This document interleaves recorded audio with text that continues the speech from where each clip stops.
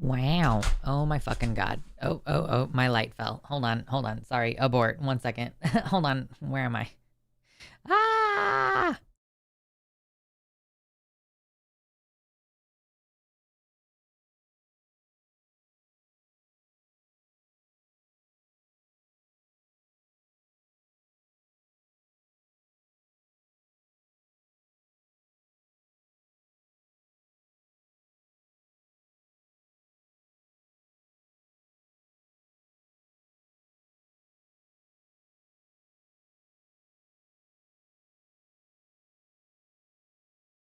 Try again? Okay. This time my light didn't fall. So that's good. Hi everybody. How's it going today? It's a stream day. We're here. We're some of us are queer at least. I just realized that I haven't had tea in like several days, which is crazy. Anyway, let me get things moved around and let me see all of you. I'm a little bit late today, so I apologize for. Oh my fucking god. Oh, it's because I'm not signed in. That's why the pop out chat button isn't in the place where I'm expecting it to be. Okay. Why? Okay, there we go. It's a little bit fucky right now. How is everyone? We've got a few people in the website chat. Shakespeare, hello. Mama Mephistopheles, hello. Yeah, howdy there. Oh, okay, bye. Yeah, true. Hi Byron. Hi Cliff. What's up? We got a couple people in the YouTube chat as well. Keenan and Lady Still Dreaming. Hello. Everyone be having white names. I know. It's a rough time of year, you know. I get it. I'm about to owe a bunch of money in taxes. I started working on my taxes, but I haven't like gotten super far on it. So I'm like, my partner pulled out his retirement last year and I don't think he paid the preemptive tax on it. So we're going to have to pay for that. And then like all of the money that I made last year that I wasn't sending in quarterly tax payments, I'm going to try my best to do quarterly tax payments this year because I finally make enough money. Like I have enough money to spare each month to do that. Maybe, I don't know. It's also the first time I've had health insurance in quite a long time. So we'll see. I'll put a little thing in the chat. Oh, Cliff. Cliff got a tier 1 subscription. They're fixed it can't be a white name in one of my fave streams. Thank you. I appreciate that. Can't be a white name in one of my fave streams. I totally get that. Totally understand. I'm thinking about, hi Rain. I'm thinking about potentially starting to do streams on Twitch sometimes. I know for a long while I've been talking about potentially dual streaming. The only way for me to do that is by purchasing a program or getting a subscription to a program that does multi-streaming. At least as far as I know. And so I was thinking maybe because also like Twitch is such a different environment from YouTube and Twitch has like more rules around what you can talk about before you're labeled like a political stream and then you don't get as much ad revenue or whatever. Which like I don't know if my channel would be able to get any kind of revenue anyway, but regardless, rather than being throttled in the algorithm or whatever, maybe I should just do like more game oriented streams and like maybe if some topics come up, you know, field them or tell them to come back later or something. But yeah, I don't know, because gaming doesn't really do very well on my channel. When I do it here on YouTube, I lose a lot of viewers. Not that anybody gives a shit right now, talking about inside baseball stuff. We're just waiting for people to trickle in. 35 viewers. Oh yeah, let me put this thing in the chat. YouTube chat. Have you done your part? That's not actually what I was planning, but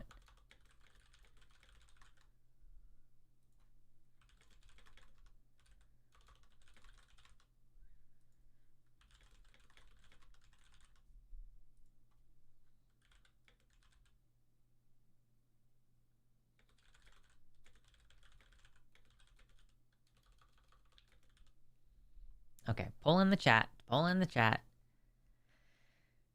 Have you done your part to support the show? You better. You better.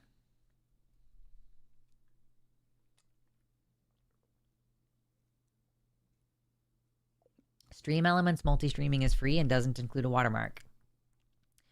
Yeah, I would have to see how it works. Part of the reason why I think I'm stuck with Streamlabs is because my website donations, I think that this can only, like, when it pops up and it's like, you got a subscription or a donation directly on luxandra.net, that's through Streamlabs. And I don't know if I can set it up through a different program to pop up on screen is specifically what I mean. I'm not sure. I know that some streamers get big enough to where like they don't put them on screen, or maybe they only like they make a tiny widget and put it in the corner and like they don't read super chats anymore. But this is still such a chat oriented stream and such a chat messages especially, or sorry, like super chats especially or donations especially get that attention because like I don't read and respond to every message in the chat anymore. There's too many of you most of the time. But on a like super chats, I still respond to every single one. So there is a political stream raid culture on Twitch for sure, though, and that helps spread awareness. Oh, okay. Good point. Good point. I don't know. What do people feel like? Is it specifically LGBT issues that I seem to recall Twitch saying that they put that in a separate algorithm category now? And I think that maybe it was in line with the idea that it's like less child safe to talk about LGBT issues.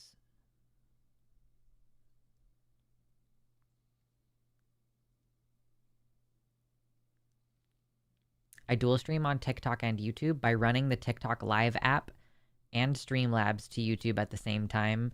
Oh, like with the same stream key or something? YouTube gets my good camera and TikTok gets the one built into my laptop. Fair enough. I like the inside baseball because I am technically a streamer. Yeah. IDK what Jack uses, but she has the no diffs on screen and the same, and she dual streams. She, I think, uses XSplit. I'm pretty sure one of you went and asked her in her chat what she uses, and she uses XSplit. So it's like I would just have to purchase it. But you can do like a lifetime purchase one-time thing. I just have to decide to fucking do it.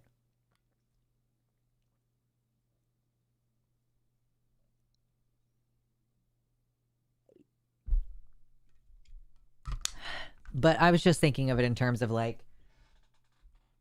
keeping the stuff separate in the way. Okay, so like in the way that people have multiple channels. Like right now, I have a second channel which I've been neglecting a little bit. I really need to like start structuring my workday better, and I'm hoping to get on some kind of medication for ADHD. I know that there are like non-stimulant options now, and I have really good insurance, so I'm hoping that I can like get on some medicine for my ADHD so that I can like much more easily direct my attention. Man, I'm struggling so hard with especially like just like a social media addiction problem that I'm having. So I don't really know what to do about that right now, but Trinket, hello. Yeah, here at Twitch, we don't want to be political. That's why we declared an entire demographic of people too controversial to be accessible to everyone on our website. Right. So it's like if I were to go on Twitch, and it's the idea of, maybe just having like a gaming space that is separate from my everything else, that like I don't have the same burden of thinking about politics, because then I can do the streams more casually. Or I was even thinking, so my partner and I have talked off and on a lot over time about like doing some kind of stream type show together. Like, so right now we've been talking lately, and maybe I should just draw up like a plan for the first 5 episodes and give it a proposal. But so my partner and I have been talking about wanting to start a podcast together specifically about Aragon, the Inheritance Cycle, because they're making a Disney Plus movie or a Disney Plus show, and we have lots of interesting conversations about the books, so we could talk about the books and like any other extraneous materials. We're going to be getting a copy of the Book of Remembrance when it comes out. that's a very niche fantasy thing that maybe most of you don't care about. That's fine. But we've also talked in the past about doing like some kind of, I mean, it's mostly like my partner will joke about like, oh, it would be funny if we were like, if like I was watching you play this and we were having a conversation and like streaming it with no face cam, just chat or like, yeah, just vocalization.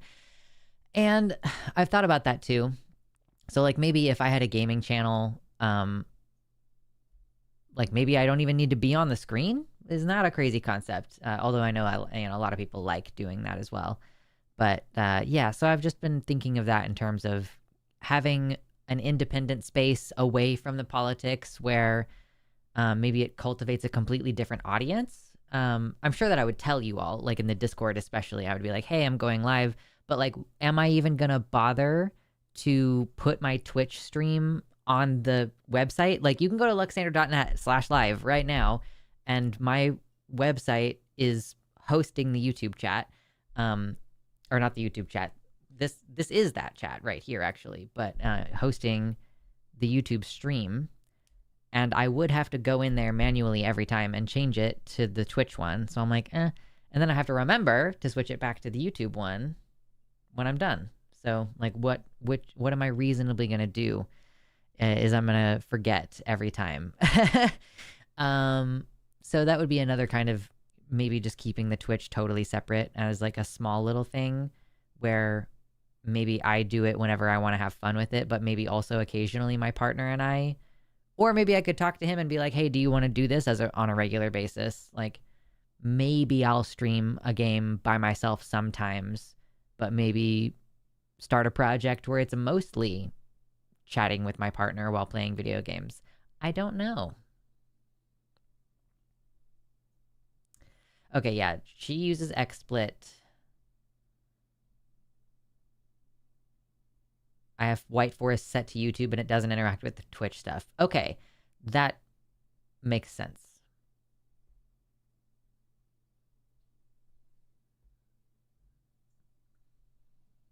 I did also message Riverboat Jack asking if I could inquire as to her setup, and she never responded, which I'm assuming she was busy. I love it when companies do the meme. 2 sexual orientations, straight and political. 2 gender identities, cis and political. 2 races, white and political. Truly. Tea and chatting time to uplift a shitty day. What's up, Faulty Branches? Hello. Yeah. Oh, by the way, yeah. So we did get a new cat. We're 30 minutes almost into this stream. At least we're 20 minutes into the stream, and I am just now mentioning the cat. So we got a new cat. YouTube chat is down. Just emojis for most folks. I've seen people posting words. I can post words in the YouTube chat, at least on my back end where I can see it.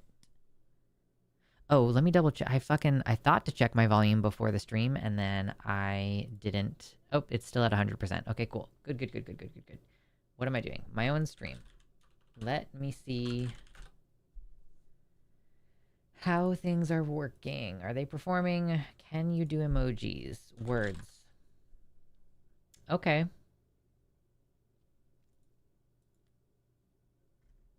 But, oh, so the chat isn't working because it's like not updating. Oh, weird.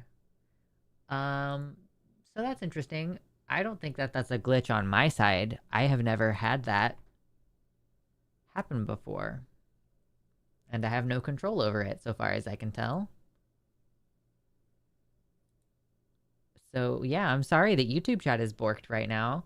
If you want to chat, then you can come to the website, luxander.net/live. And some of the benefits of coming over to the website are my chat is actually online all the time. Nobody ever like hangs out in there, but if you guys want to make friends with each other, you're welcome to like hang out on the website chat because it's just on all the time. But also you can put your pronouns in your profile on my website. And so when people hover over your name, They can say, oh, look, Mama Mephistopheles uses she, her pronouns. I can see that and hover over it. Isn't that crazy? It's YouTube wide. Okay, YouTube is having this issue across the platform. Okay, well, cool. Well, so my fucking website doesn't have this problem. Therefore, if you would like to come and chat, come to the website. Are we going to be showing the kitty? Okay, so first of all, on my patreon.com/Luxander, for $1 a month, there are already pictures of her. And I don't think... So we only got her at the end of last week. Hasn't even been a full week yet. So I don't think I want to pick her up in this environment with the lights and like show her to stream yet. Because I want to be friends with her. She like immediately liked my partner. Like she just clearly favored him a bit. So I've been kind of putting in a little extra work to like feed her and, you know, respect her boundaries and playing with her and stuff. So, because boy howdy, did not want to be a spare human situation. I've seen people talk about that online and it did not sound fun. So, yeah, I just don't want to like pick her up and show her yet because I don't want to piss her off.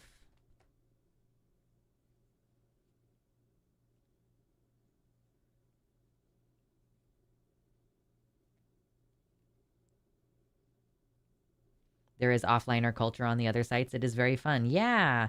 I don't think that there's anything I can do to prompt you guys to have an offline chat culture. I think you just have to figure that out. Maybe me talking about it will help. But so my partner actually asked me recently, because he's been watching some more streamers. Like he found a guy who plays a couple of games that he also plays. He's getting very involved in the community for Noita. And he asked me, at this point, do my chatters direct most of their commentary toward me, or do they talk amongst themselves more? And I think, correct me if I'm wrong, but I do feel like most of the comments that you guys make are intended for me to see. Whereas, like, I know sometimes you guys will have a conversation with each other and then I respond, and some of you, like, in the past have clarified like, oh, that wasn't directed at you. And I'm like, yeah, I'm just paying attention to what you guys are saying. So sometimes you guys speak to each other, but I feel like the overwhelming majority is you speaking directly to me. That might also be because I am a very chat involved streamer. Like when you are gaming, maybe there are more periods of time where you're not looking at chat. And so people are talking about things rather than to you. Noita mentioned, bloody love that game. Yeah, my partner is super duper into it. I just don't care. Like, it just doesn't, it doesn't seem like I'm gonna want to play it. My partner really wants me to get into it because he's been basically like almost entirely playing Noita for like a couple of months.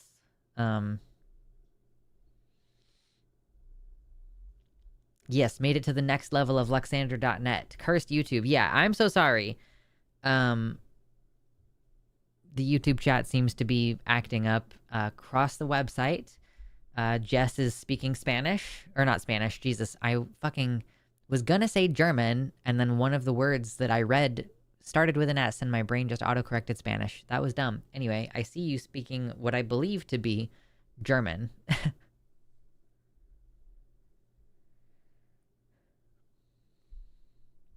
On a busy day, it would be about 2-to-1 speaking to streamer versus each other. Sure, yeah, on like a really busy day. My sister got 2 kittens a while back, and they were too scared to meet any strangers for like 6 months. My mom got a kitten, and he wouldn't leave anyone alone. Cats are so individualistic, and that's part of why I love them. Yeah, so my cat is named Mina. That's the name that we decided on for her. She is a long-haired cat, which is like the first time I've really had a long-haired cat. At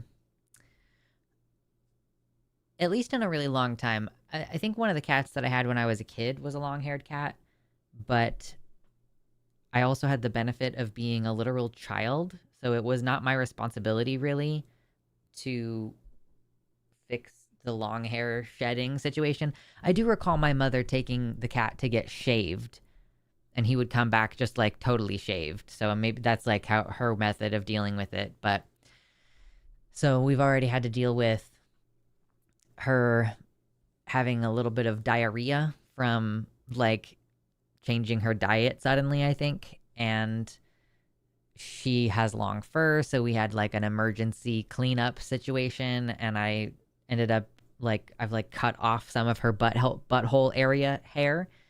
So already doing some necessary cat parent things. She's very sweet. She is playful. She's still a little bit standoffish. She's very bossy. She we first brought her home and we were like, okay, we're gonna close most of the doors in the house. Like we're gonna close bedroom doors and bathroom doors and stuff, so that she can't just get anywhere. And we were gonna spend the first day like just hanging out with her in the living room and letting her get used to the space.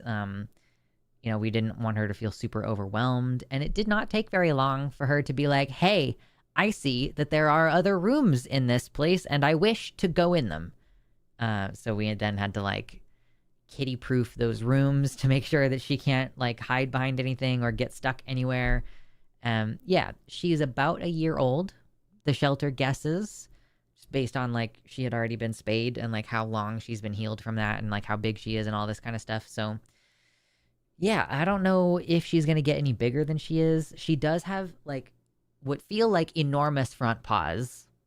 I don't know if that's just because she's a fluffy cat and her paws seem a lot bigger because she's fluffy. But yeah, so I feel like she might have some more growing to do just because of how big her feet are, but maybe not. I don't know. We will find out, certainly. This chat is where the party's at. That's true. We have a long hair cat and a short hair cat at home. They both shed about the same amount, I think. Yes, but I think with the longer fur, so it's not so much about how much they shed onto my belongings per se. The problem is more like how much does she shed and will be eating because she cleans herself. And I think with long hair, they're more likely to get hairballs and intestinal blockages. By the way, if your cat has hairballs frequently or throws up frequently, that's actually not normal. And could be like, there could be like a partial blockage, and probably lots of cats die that way and we just don't know because it's not like many people are getting imaging done on their cat who just died from something that seems completely unrelated. So yeah, anyway, so brushing her or grooming her is necessary because I don't want her to have hairballs all the time. So just gonna try to figure that out. Oh my gosh, Ember managed to send like a blank message. Congratulations.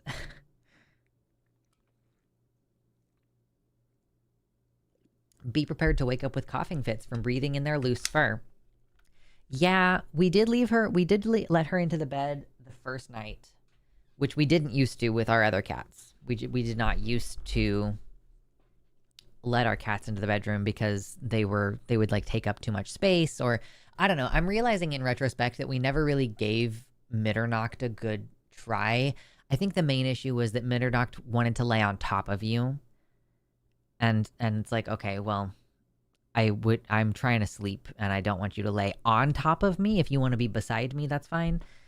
But so that first night when we let Mina in the bedroom, she slept a bit down by my feet, and she slept a bit, like she ended up coming over to my partner, and like, so this is what I mean when I say like she obviously liked my partner more than me. The first night we had her, she came under the covers and like laid down on the bed near him. But I then discovered that she has worms, which she had been treated for. But like, I think that what happened is like she was only at the vet for like 2 days, or maybe even only 1 day. Not at the vet, at the shelter. And then we picked her up. So they had just treated her like right before we brought her home. They give them like a pill to get rid of the worms. So right now, she's not allowed in the bedroom without, well, she's not allowed in the bedroom at nighttime or during the day without supervision. I've let her like walk around in there a little bit, but she's not really allowed in the bedroom right now because I'm going to freak out if I find her worms on my bed. Like there's going to be a 0 to 11 kind of problem with that. It's really gross. Because basically the way that dewormer works, and hey, I'm so glad you're here to hang out with me and talk about this. The medicine that they give the animals makes the worms get paralyzed and then they just pass out of the body. Like they lose the ability to fight back, I guess, against the intestines, like natural muscle contractions, moving everything down. So, and again, we mentioned that she has long hair. So there have been several times where I've seen little white wormies and I've had to grab a wet paper towel and like get them off her butthole. It's gross. So, so she's not allowed in the bedroom until she stops passing worms, and maybe even until she gets the second treatment, because you're supposed to follow up and give them another round of dewormer after like a couple weeks. So I have a vet appointment scheduled for her to take her in and get those kind of follow-up things. But yeah, I'm really looking forward to being able to have her in the bedroom because she is very sweet. She wants to be in there. I feel really bad leaving her out here by herself because she cries. And if you're coming in and the website, or sorry, and the YouTube chat isn't working, I'm sorry. It's happening across YouTube right now. If you come over to my website, luxander.net/live, I have this chat. So if you still want to interact, if you still want to hang out, you're welcome to come over here. You can log in using your Google or your Twitch account or whatever, or your Discord even. So if you want to come over here, this is a space that you can come into. Did Cliff, you got a subscription earlier and it didn't update on here. That makes sense. So thank you for your first donation, or the first donation of the stream today earlier. Sorry, Cliff, that I kind of didn't type it in here. I forgot that I needed to do that. There we go. I don't know if super chats are working. Super chats may or may not be working, but for your information, if you do want to donate directly, the best way to do that is on my website, luxander.net/donate or /subscribe is a way that you get your name a different color in the chat over here. So yeah. Because the reason why it's better over here instead of in super chats is that YouTube takes 30% of your money. Whereas if you donate directly on my website, it's only the PayPal fees. So I'm new here, have only caught Lux because of a Jimmy and Javon rabbit hole that I'm always on while gaming. Seeing how it's a just chatting stream, how serious of a question is acceptable to ask without ruining the vibes? Welcome in, Coffee Beans. We are welcome to talk about any topic. We're like, I'm a very responsive streamer, and usually if you guys bring up something in chat, I will respond to it, even if it's only in brief. So you guys kind of help lead the conversation. I will ignore you and go on 5-minute long rants and stuff. But yeah, the point of a just chatting stream is mostly just for it to be an interaction with the chat. But if you want to talk about something serious, we are certainly able to do that.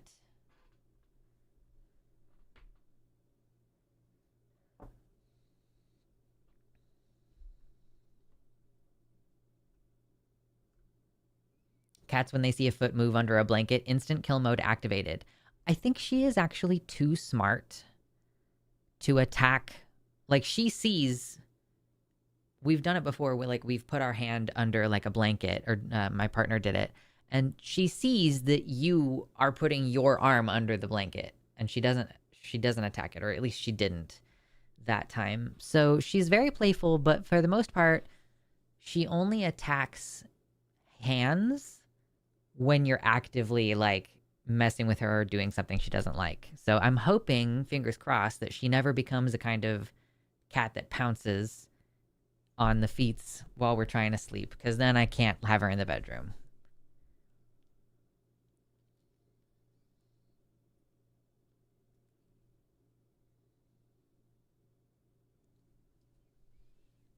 Vance just announced, quote, certain amounts of Medicaid to Minnesota will be halted, and directly cites that it's until the state, quote, takes its obligations seriously. This day just keeps on doing its thing. Yeah, I haven't heard that until just now. So they're basically just, this is kind of something that we've actually been talking about for a long time on this channel, considering like how long it's been since I started streaming. I feel like this goes back several years. When did I become a streamer? I started streaming as my full-time, streaming and posting content as my full-time gig in 22, I think. God, 22 was a fucked up year for me. Anyway, so it's been about 4 years. In February. It was 4 years in February. Oh, so I just had my 4-year anniversary. Oh, cool. Okay, cool. Anyway, sorry. What was I saying?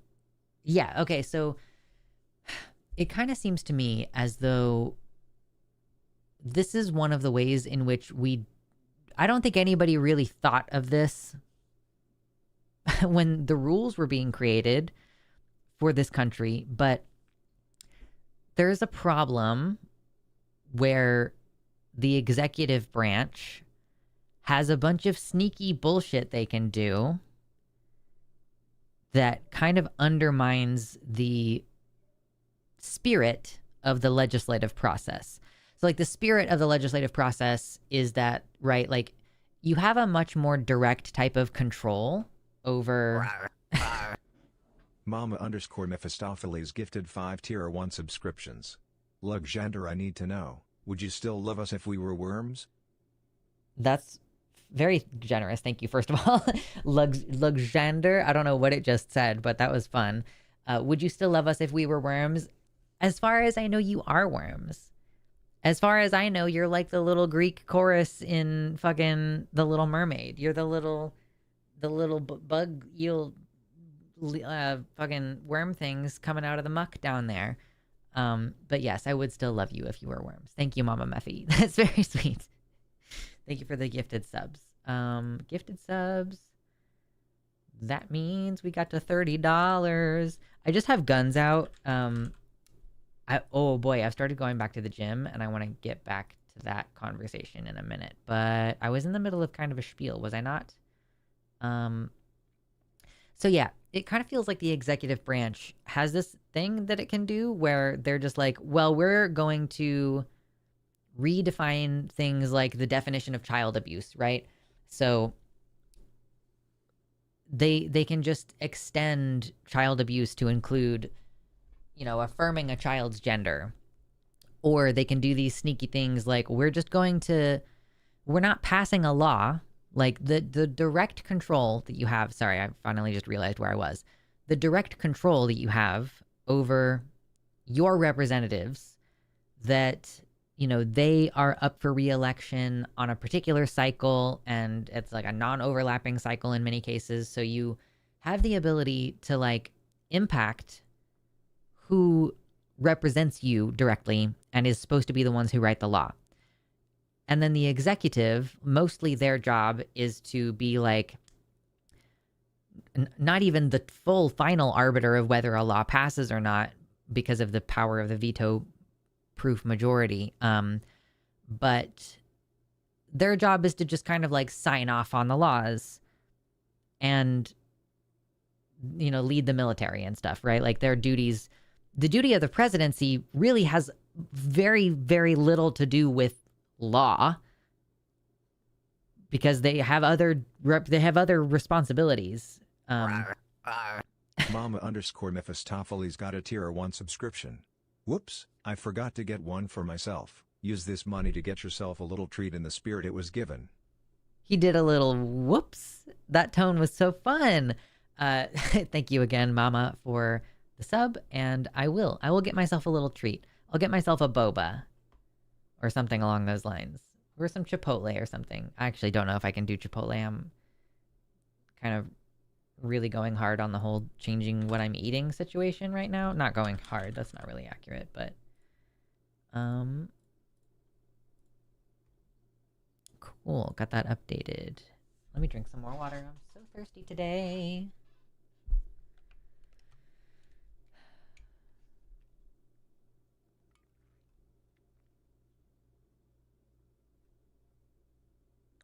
So anyway, denying funding, it may be explicitly illegal in this case because not that that is going to stop them, but I'm just stating that this might actually be running contrary to how the rules are set up to work, because Congress is supposed to have power of the purse. Now, yeah, if the executive just, like, I think if JD Vance were to deny certain percentage of Medicaid funding to the state of Minnesota, I do think that actually might be very explicitly illegal. But this is just kind of represents overall, whether they're operating within the rules or not, the executive is willing to play fast and loose with the parameters of their office, thus creating these types of situations where, you know, in states where gender affirming care is protected, there is still ongoing concern that hospitals would not be able to stay open if the federal decides, hey, we're not going to contract Medicaid at these hospitals that provide this care. Like, I'm pretty sure that, like, I think it's weird because it's like, is Medicaid itself dictated by laws, but also it is run by one of the executive agencies? Like, who's in charge of Medicaid? Who's in charge of, like, denying claims for Medicaid? I don't know. That might actually be an executive thing. So it's like the executive is just supposed to carry out the law, but they keep fucking with it and you know, being like, oh, well, you know, you can decline to create your own state laws against gender affirming care, but then we're going to attack private interests and use, like, even like extrajudicial, like outside the law ways of applying this kind of pressure. Anyway, it's not overly serious, but I've wanted to ask something of someone who seems more involved in queer spaces. Generally, how do you feel about masculine presenting assigned male people being part of femme-focused hobbies/spaces? For example, mask presenting people enjoying and engaging in discussions about sapphic novels, even if their presence may make women and AFABs uncomfortable. I mean, so here's the thing, is that this conversation always reminds me of, if you've ever heard of the right to comfort, Coffee Beans, the right to comfort is based in this idea that, like, you know, if a vulnerable group feels uncomfortable with someone in their space, then they have a right to comfort that supersedes the right of the other person to exist in a space. Such as white people wanting to be separate from black people, or like white women wanting to be separated from black men and black women because black men and black women are overly sexual and they're overly aggressive, and like, so the racism aspect of that is just, it just like screams at me anytime someone suggests that like trans women or whoever like shouldn't be in the spaces of I guess vulnerable was the word that I was thinking of when I was thinking of like white women having this problem. So it's, sorry, I want to rephrase earlier when I said like the vulnerable group, and then that reminds me of the white people thing, but actually it's like the powerful group. In the case of like white versus black, like white people are the dominant group and they're like, I'm just uncomfortable with these insert bunch of racial bullshit, like, oh, they're dirty or whatever, or they're aggressive or whatever.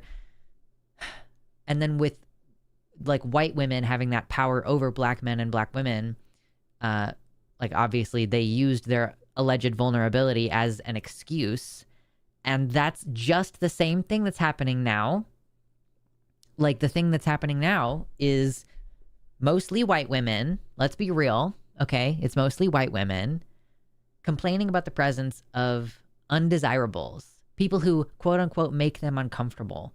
Now, if there was some kind of epidemic of trans people, or even people pretending to be trans going into these spaces and harming someone, then I might be like, okay, well, there is some kind of security issue we need to address. But my presumption of like how to direct that like how to orchestrate a solution to the problem of like people are uncomfortable in these spaces is probably I'm going to advocate, or if there's a real safety problem, then I'm not going to by default say like, okay, the solution to this problem is to categorically deny an entire group of people the right to exist in public spaces and for them safely, right? Like, because trans people are much more likely to be a victim of a crime. And I'm focusing on the bathroom thing because that has like a lot of like charged emotions and lots of conversation around it right now. I will circle back, I guess, to the idea of like a less literal safety oriented space. Like people feel sexually vulnerable in bathrooms or whatever. So for trans people, it is actually unsafe in a physical harm kind of way to use bathrooms that don't align with their gender. Like a trans person is able to make the judgment of which space they're going to be safest in and which one they're going to prefer to be in. And maybe they choose a different one on different days because they know that they're passing or not on different days or whatever. Trusting them to make that judgment. If we change that for them and make them do something that they know is unsafe, then we do actually put them in danger. Whereas it doesn't seem like we put cis women in danger by allowing trans people into those spaces. So if there was an epidemic of men pretending to be trans and assaulting or being voyeuristic at women in bathrooms, then what I am going to advocate for is, because we cannot implement a situation where we check who is belonging in which space. So what we should do is probably just make all bathrooms unisex and revamp all of them to have true coverage floor to ceiling, so that like it's like physically impossible for someone to see you or mess with you while you are undressed. And that literally might include having water closets for each urinal. Like I'm open to that. Or just getting rid of urinals, because why the fuck do you need them? Or, maybe put the urinal in the stall next to the toilet in the way that there is a urinal next to the toilet in like some disabled bathrooms. So yeah, my solution to that problem would always be just like, let's find a way to integrate this so that it promotes a feeling of safety for everyone. And also like make a cultural shift and like more harshly punish men for doing creepy, gross things, because we still don't punish them enough. Like that's part of why they keep doing it. And why men are notoriously making spaces unsafe for people is because we don't like metaphorically beat the shit out of them, like societally beat the shit out of them for doing inappropriate things. So that's a whole fucking conversation. If we were to pull it back to like women only spaces, like, okay, so I read someone's thread recently about, he was a gay man who went to see a showing of Heated Rivalry. And when he got there, it was a bunch of women wanting to watch Heated Rivalry, so Heated Rivalry is a hockey oriented TV show, but it's about how fucking violently gay all of the hockey players are. I don't really know. I haven't watched it. I would like to. Let me know what you should I put it on my list? We're like only getting non-English chats, interestingly, in the YouTube. If you're having trouble with the YouTube chat, I'm so sorry. That's a YouTube problem. You're welcome to come over to luxander.net/live if you would like to participate and make your comments. I do read chat quite actively. So a gay man went to a viewing of Heated Rivalry at like a bar, and there were only women there. And some of the women were like uncomfortable with this man being there, this gay man, which like I don't know how much he looked like a gay man, but like a show about gay men, you would imagine a straight guy isn't going to show up to see it, but like the women got so uncomfortable that they talked to the staff, and the staff asked the gay man to leave the showing of the gay man hockey show because these women were uncomfortable with it. So why the fuck did I bring this up? It's like you want to like consume gay content and I guess be like turned on by it. And so that like you view that as like being a sexualized space. And so a man being there like makes you feel weird and uncomfortable. So it seems as though women like to create these kind of group situations. And I'm not saying like all women. It's like, it seems like a woman thing to be making these spaces. Like, okay, so engaging in discussions about sapphic novels, or like being part of femme-focused hobbies / spaces. What? So does that mean like that women can start a women's only crochet group and there's fucking nowhere for a non-binary person to go? Like just because that person is masculine looking. So like no men are allowed at the crochet group. Like what is a femme-focused hobby / space? Like we're reaching like a completely nebulous part of the conversation, you right? Because we have, you know, at least there's like an argument to be made. I'm not saying it's a good argument, but there is an argument to be made that the locker room or the bathroom is a sexually vulnerable space and blah, blah, blah concerns. I think it's mostly bullshit, those concerns, but someone could maybe make an argument that like that an increased amount of safety is present. And again, I would just advocate for like more privacy in the design of the bathrooms. But if we're talking about something so nebulous as femme-oriented hobbies or spaces, like so again, like if your problem is men, then be annoyed at the men who make things worse for people. But you don't get to just create smaller and smaller niche spaces. I mean, I guess you can do whatever the fuck you want if you're like inviting people to your house for a sewing class or something. I don't fucking know. But just keeping in mind that like we are creating less and less points of connection for people with different experiences. And there already are a lot of spaces that are so binary that non-binary people functionally can't exist. Like there are mostly no bathrooms for non-binary people.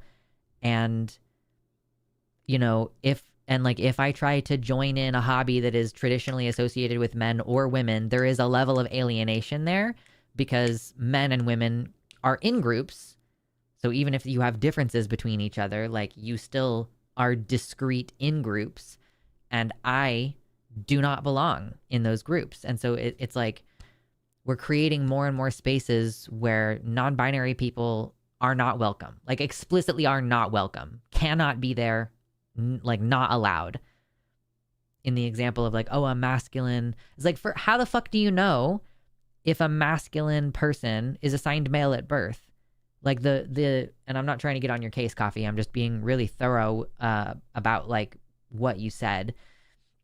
So you said if a masculine presenting assigned male non-binary person wants to enter into femme-coded spaces. I'm paraphrasing it. You didn't say femme-coded, but like femme-oriented spaces. How do you know that that's not a trans man? How do you know that that's not a transmasculine non-binary person who is assigned female at birth? Like, how do you know? You're making assumptions about people. And like, you don't know if somebody's pre-transition or post-transition. Like, maybe the quote unquote masculine presenting person, maybe they can't afford a razor right now. And so they're not really mask presenting. They just can't get rid of their facial hair. Or like, maybe they're being given the runaround by their insurance and so they can't start hormones yet, right? Like, there's just so much gatekeeping and assumptions that go into this that I'm just really uncomfortable with it. And I feel like we should try to direct our attention toward making more and more and more inclusive spaces and not less inclusive spaces. And like, I recognize like women have issues with men. Okay. But like, invite your friends over to your house so that you can have a girls' night only thing. But if you're having a class or a group at the library or something like that, like, I think that those spaces should be inclusive. And of course, if there is misconduct, then I think you have every right to address it.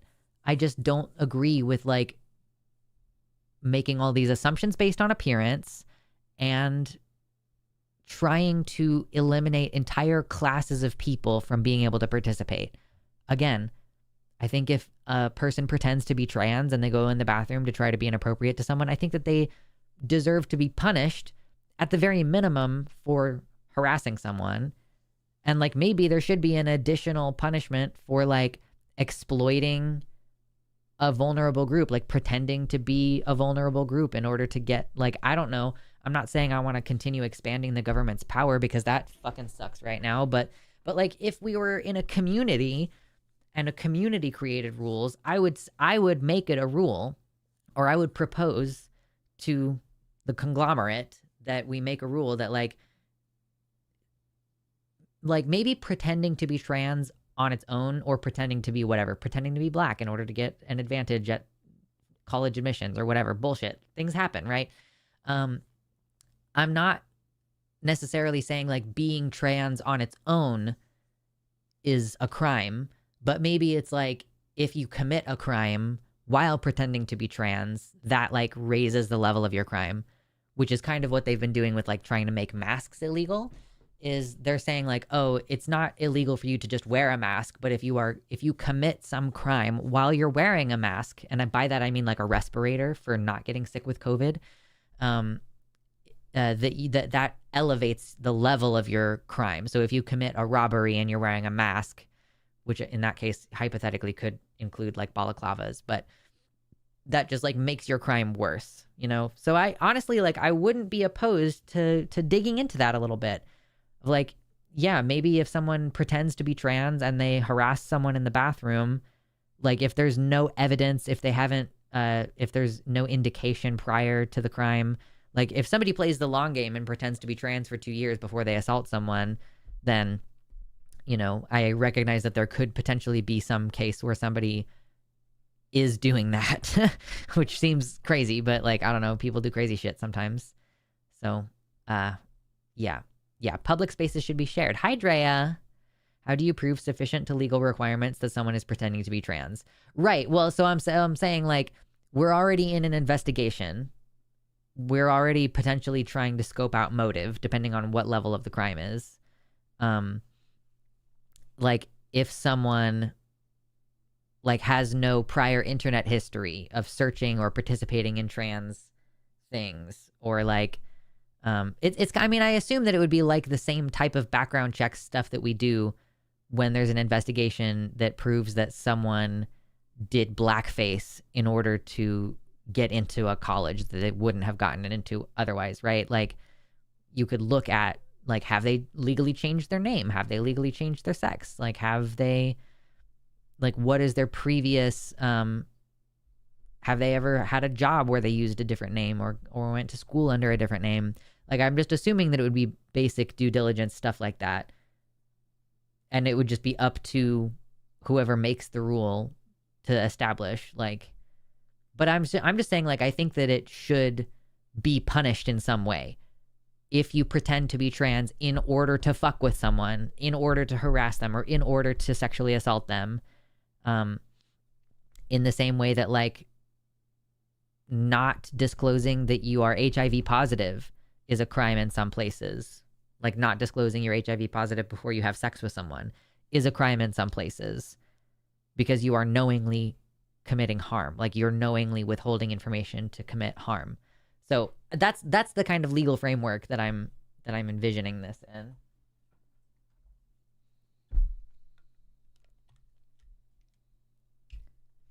My only issue with getting rid of urinals are the monsters that piss on the seats. True.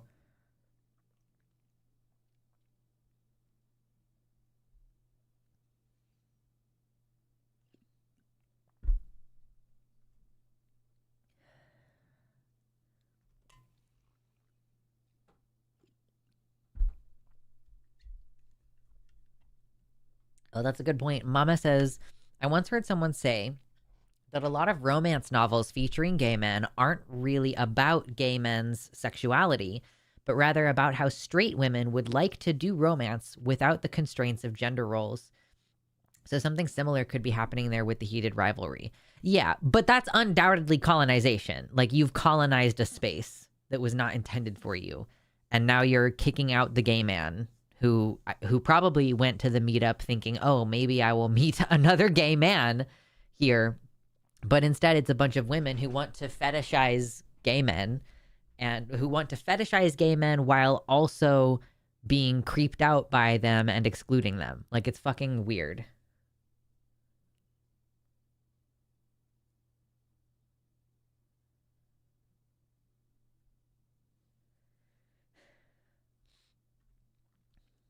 The entire idea of things like knitting, etc., being femme-focused is just demonstrably chauvinist. That's fair. Yeah, I get it.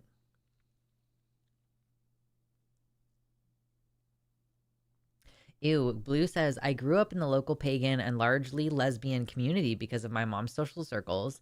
The first trans woman I'd ever met in the 80s was in that community, and she was treated like absolute dog shit and outright dehumanized by most of that community. Yeah, that's fucking rough. I'm so sorry that you had to even be tertiarily aware of that.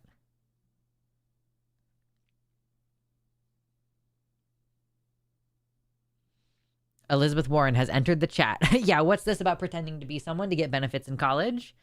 Fair.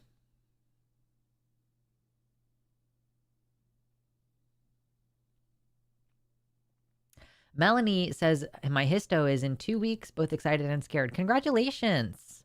I've heard that they've streamlined the process nowadays, so it's fairly easy, but it is still surgery, which is scary. So I hope that you have a good time with that.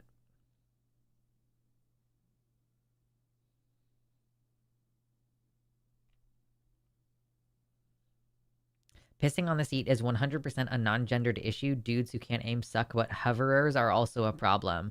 I have experienced piss on the seat, and I primarily use women's bathrooms. I've experienced it way less than when I used to use, like, I have at times in my life used men's restrooms or cleaned men's restrooms. And yeah, I guess it's more prevalent with men, but not non-existent amongst women's toilets. Can you describe what a pagan community looks like? I don't really have a good understanding of paganism.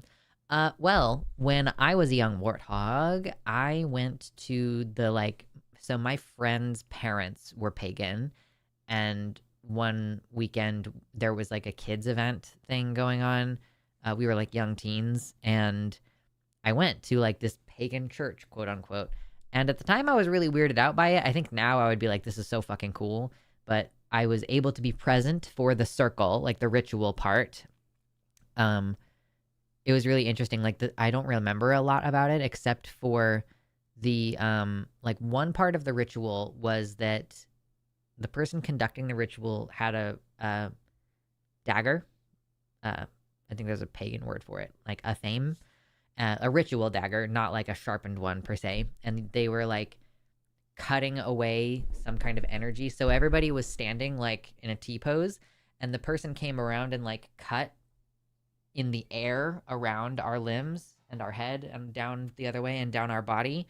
Um, so it was like a pagan circle, and then we did some event that was like a scavenger hunt downstairs in the basement or something. It was held at a church on like a night that normally there isn't church, like maybe it was like a Tuesday night or something. But yeah, it was really interesting. So that's like what pagan church would be like if you like go to a ritual and there's like things you do during it, and like you're supposed to repeat after when they say certain things and stuff like that. So that was really cool. A pagan community, I assume, is just kind of like a group of people who sometimes hang out. I actually do know that there are some metaphysical stores in the Portland area where they have like meetings, like where they do circles and or do like candle making activities and shit like that. So yeah, I'm guessing that it can be a pretty broad topic. By the way, if there are problems with YouTube chat, I am so sorry. I don't have any control over that, but you're welcome to come to the website chat, luxander.net/live. We're having a very chat-oriented kind of discussion today, so you're welcome to join if you would like, but no pressure. I just know that there's like a problem with YouTube chat across the whole website, so I'm not sure if that's I feel like they've just pushed a couple big updates, because we've had a couple times where it's just not fucking work. It just hasn't worked. Excuse me. Oh my gosh.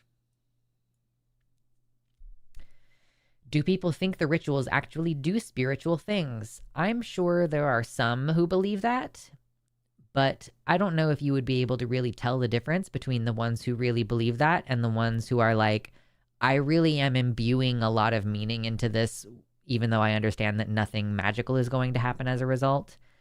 Like, because just doing stuff can make you feel better. So like the part of the reason why I remember the cutting around thing so clearly is because my friend's mom was like, she was really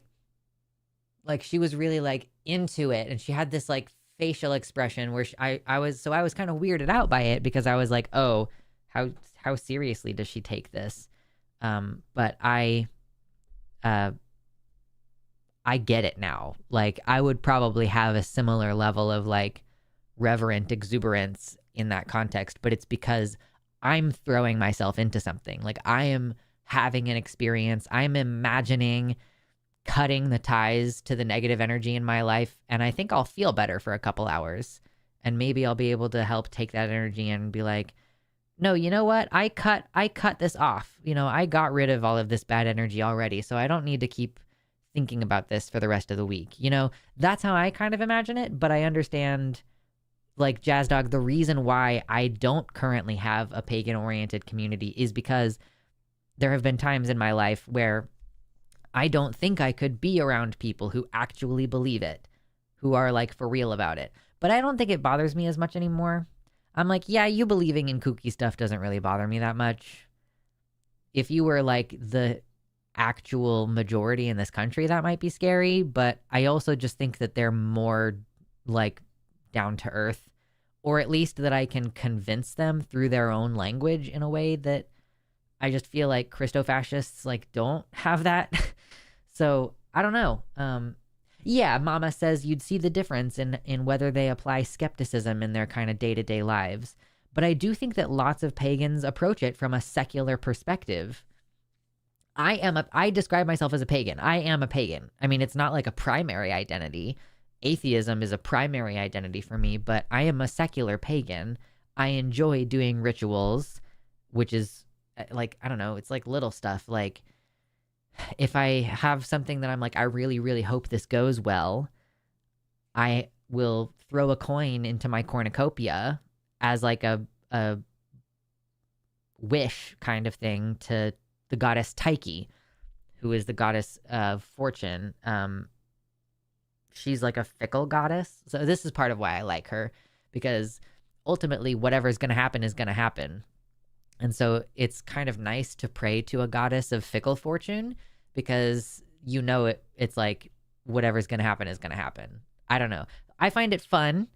It's not really like something I take super duper seriously, but I feel a lot of spiritual like emotions that I can understand some people associate with some kind of like divinity or like supernatural something. So I'm like, I get it. I like the ritual of, or like the idea of using a ritual broom to like sweep out the negative energy at the end of the year or something, right? Like, so I think it's cool, but that's about it. I think it's cool and psychologically effective, I should say. It's like an effective psychological trick sometimes.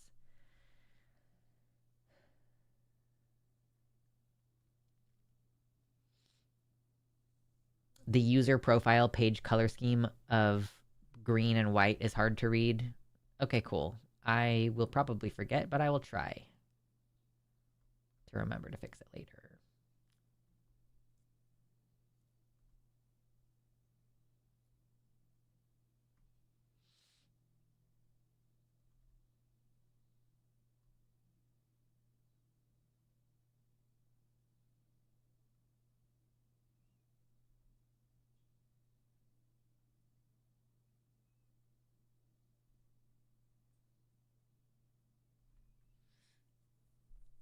I've been drawn to nature-based spiritualities my entire life, but I find I've not been able to believe in magic or deities, so I'm often at a loss as to what to do with my attraction to those vibes. I think in recent years I've started thinking of it as my general love for fantasy and those themes in shows, art, roleplay stories, as well as my love of science and animals and nature. Yeah, so this is kind of why I've gotten into paganism, is that it gives you a really good reason to be closely observing nature, what's going on outside. Oh, actually, you know what? I was wrong. There is something in the treasure chest, I think, today. So I put the donation goal as guns out, but maybe I'll change it to treasure chest. So if we get to $100 in donations today, I'll show you what's in the treasure chest. But we'll get there eventually. I think a lot of pagans find that they've left religion but still have a lot of deeply ingrained religious behavior from childhood. So the rituals fill that role that was left from their previous religious life. That would make sense. Yeah, I would be okay. I would be, not annoyed by that. By the way, if you're just coming in, YouTube chat is broken across all of YouTube. So if you want to chat, come to my website, luxandra.net/live, if you want to be able to actually chat with me. It's also the best way to support the show. Well, it's one of the best ways to support the show, to donate directly on luxandra.net/donate. ASD stopped me from being able to meditate. So what I will say about meditation, coffee beans, is that meditation, I think for a lot of people, they have been taught that meditation is sitting quietly and focusing on your breath and emptying your mind. But that's not actually what I was taught when I learned mindfulness meditation. Because there are like literally a million ways to do mindfulness meditation, and for it to achieve the same goal as the type of meditation where you just sit there and empty your mind. The thing is that emptying your mind, or like, let's say, having an empty mind where you experience no thoughts, is not the point of meditation. The point of meditation is to redirect your attention onto the thing that you're focusing on. So technically speaking, every time your mind wanders off task and you notice and you redirect, that practice is the purpose of meditation. So the more easily distractible you are, the more practice you get at the thing that you're doing, which is focusing your attention. The breath is only one of literally like hundreds of different things that you could be focusing on. Sometimes you focus on body sensations.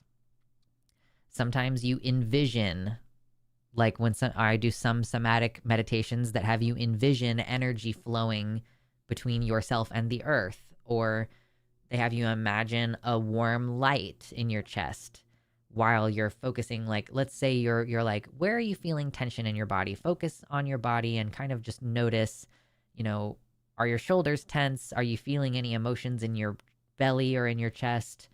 And then send healing light there or whatever. So meditation is not, it's so multifaceted. And really, it could also be just like doing a task mindfully. If you're like, I'm going to focus on like the feeling of the warm water on my hands while I'm doing these dishes. And maybe my mind gets distracted, but then I come back and I go, oh, wait, I'm doing a mindfulness exercise. So I'm actually not thinking about what I'm supposed to do tomorrow. I am thinking about the feeling of the scratchy scrubber, or I'm feeling the squishy sponge, or I'm hearing the whoosh of the water. So every time you notice that you're distracted and redirect your attention onto literally whatever the thing is, that is the purpose of the practice. Having no thoughts when you're autistic/ADHD, I feel like can only happen at brain death. True. Oh, also one of the mindfulnesses that I really like is if you imagine, and you can do this in a number of different ways. You can imagine a river, a flowing river, or a train, or clouds blowing past in the sky. And if the purpose is like to empty your thoughts, then, if you notice a thought pops up, let it be carried away by the river, or let it hop on the train track or like on the train car and pass you by. So the purpose, that like the thing that you're doing is focusing on the image in your imagination. And when you have a thought that distracts you, you just let it go down the river. Like you kind of send it off. So yeah, those are all different ways of doing meditation. I have a book for it, but I don't think it's in my room right now. I think it might be on the bookshelf that we have in the hallway.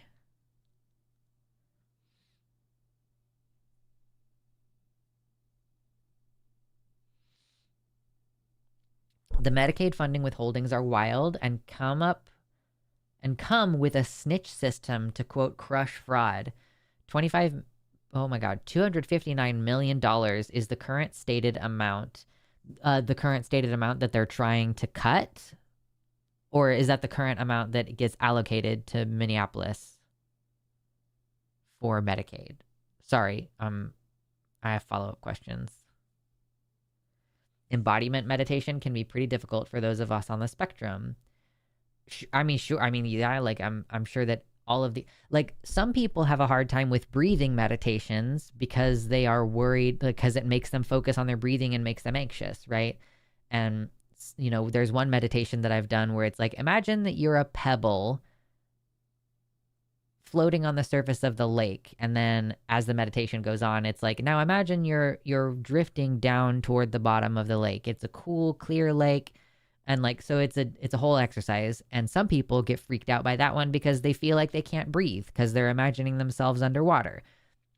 I knew a trans woman who didn't like the body scan meditation that we did because it started with like, focus on your scalp, like if there are any feelings or sensations on your scalp.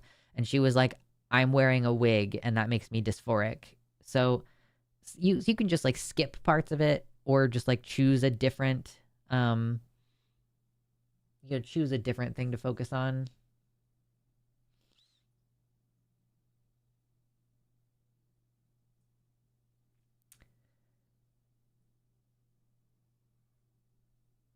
Yeah, aphantasia.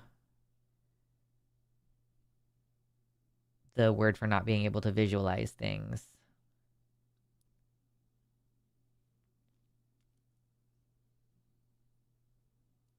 There's nothing like focusing on breathing and suddenly realizing you don't remember how to breathe. True.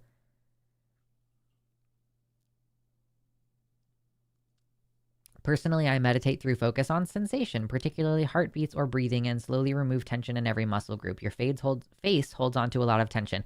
Yeah, another great one is progressive muscle relaxation. And there's ones on YouTube if you want to do a guided one, but basically the idea is like it's not just a body scan.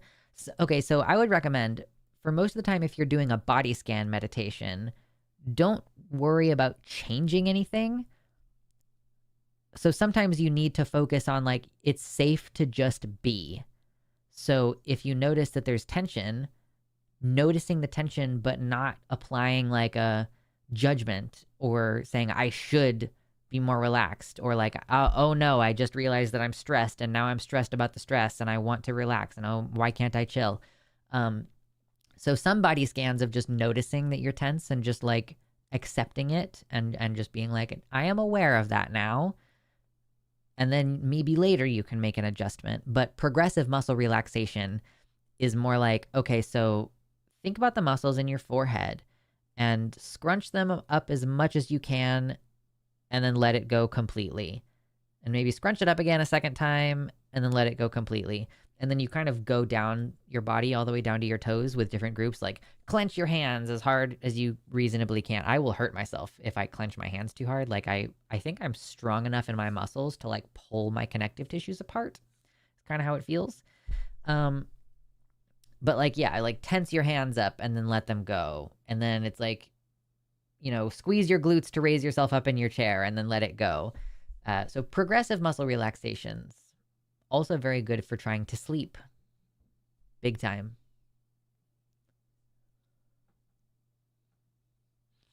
Lady Mina. Mina. She's chilling. She's got like a little hiding space that she's in.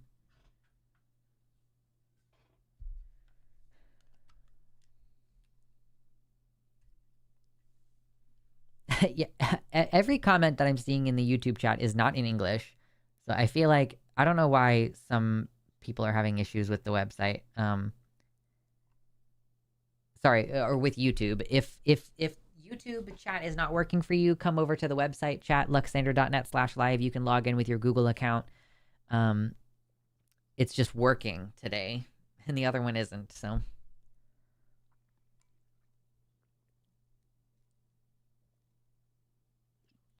Kitty? Yeah, we have a kitty. We just got her at the end of last week. I'm definitely not going to pull her out of her hiding space to come on stream. And we don't really necessarily yet have a, like, good lap relationship. She did get in my lap for, like, 10 minutes a couple of days ago. And I did get a picture of her. But she is just not... She's not quite settled in yet. And so I feel bad.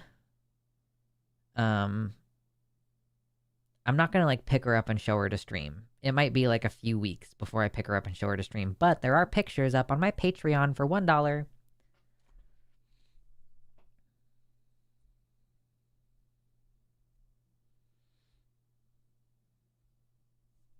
Excuse me.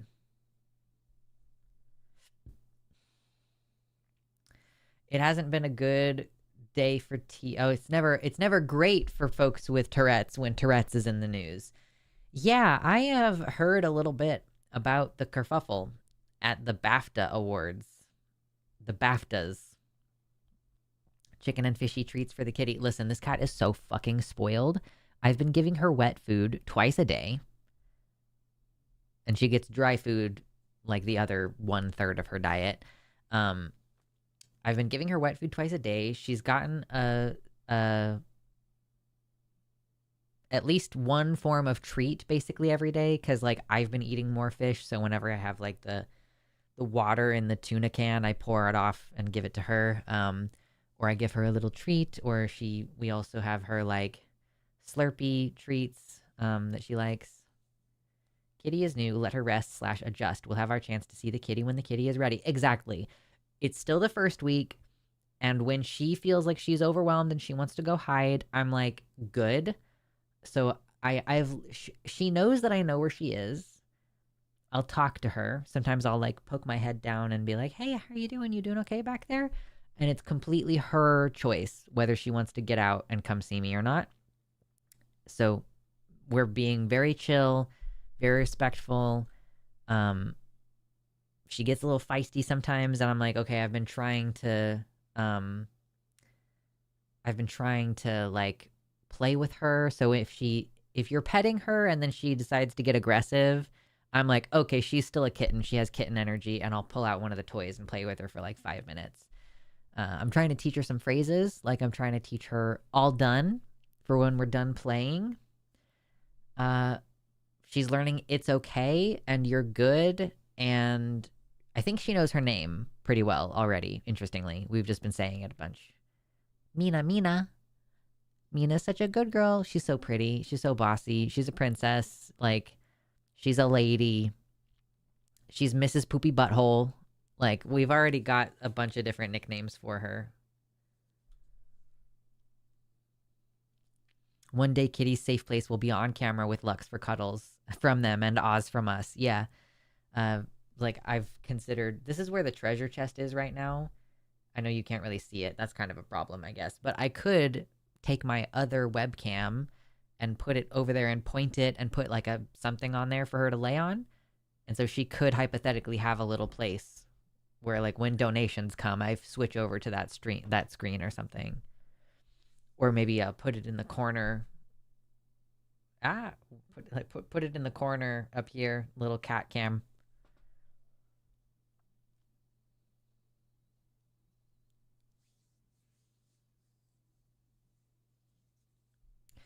It feels like the BAFTA just decided to use a little mess to drum up attention at the expense of both the award winners and the disabled person. Right, like it was the BBC's choice. So, okay, if you didn't hear what happened to the BAFTA stuff, there was a guy there who was promoting his film or like his documentary about Tourette's syndrome. And there were also like a bunch of other awards going on. So the guy with Tourette's shouted a racial slur more than once in the evening and also a homophobic slur. But the homophobic slur got censored. But the BBC chose to put a hot mic near the Tourette's guy. And so it does kind of seem like BBC was trying to drum up a controversy because why would they put a hot microphone anywhere near the Tourette's guy? Because here's the thing. The more stress you're under with Tourette's, the more likely you are to have an outburst or whatever the correct word is. I don't know what the correct word is. Tic, I guess. The stress of that situation and like the more inappropriate it would be for you to have an ejaculation, the more likely it is to happen. And so that's especially with coprolalia. I think that's how it's spelled, or like I don't remember, but it's like especially the more inappropriate it would be, the more likely you are to say it. So obviously saying the N-word when two black men are receiving an award is a big fucking no-no. I had just learned, so some people were like, oh, why didn't he immediately issue an apology? What he did do is he left the room when he realized that these tics were being caught on microphone. But he didn't apologize immediately, I don't think, which is people had a bunch of problems with it. But apparently with the treatment of Tourette's, you are instructed not to apologize for your outbursts.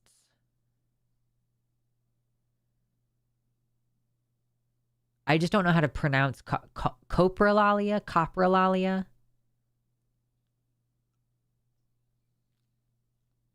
The words shout or said imply something other than a misfired neuron. Sure. I mean, like, I don't know what, so like a tic could also be a nonverbal tic. So I don't feel like it's precise enough to discuss, like, you could just say vocalized, like an involuntary vocalization. Like, I don't know what the correct words are for these things. I understand that it wasn't intentional, That's the whole thing about Tourette's. They don't have to apologize. It's on us to be educated. See this? No. I'm gonna definitively say no. Because I do. What's the point of apologizing for something you have no control over and cannot prevent? I may not have stepped on your toe on purpose, but that doesn't negate the harm I may have done. Maybe I lost my balance because I have a disability involving balance issues and I still stepped on your toe. There is systemic harm in a white person calling a black person the N-word, an ongoing systemic harm. And so I think that there are probably some situations, and like, listen, I have a disability. It's called ADHD. Sometimes I forget things, and sometimes those things are important to the person that I forgot about. Like, my partner has gotten really upset with me a number of times for forgetting things that he feels are important. And because on his end, it feels like I don't care, or it feels like I don't prioritize those things. But it's like, that doesn't mean that it's okay for me to forget an important agreement that we made or something, or like an important plan that we made together. So I think that there is nuance to the situation. I think most of the time, if you have an outburst as a tick, like I knew a guy with Tourette's who worked at the vape shop that I used to go to. And one time I was like, I was looking down and like looking at the stuff, and his ticks were just like loud noises. Like, I guess it's equivalent to kind of like a bark, just an utterance with no word behind it. And I was like doing something and he did that, and I did not know he had Tourette's, and I just kind of didn't react. And then I looked up at him in a normal like way to be like, you're the person who's about to sell me shit. And he mentioned like, oh, okay, I'm sorry, I have Tourette's. Or maybe he just explained that he has Tourette's. I can't remember if he apologized, but I was like, oh, okay, cool.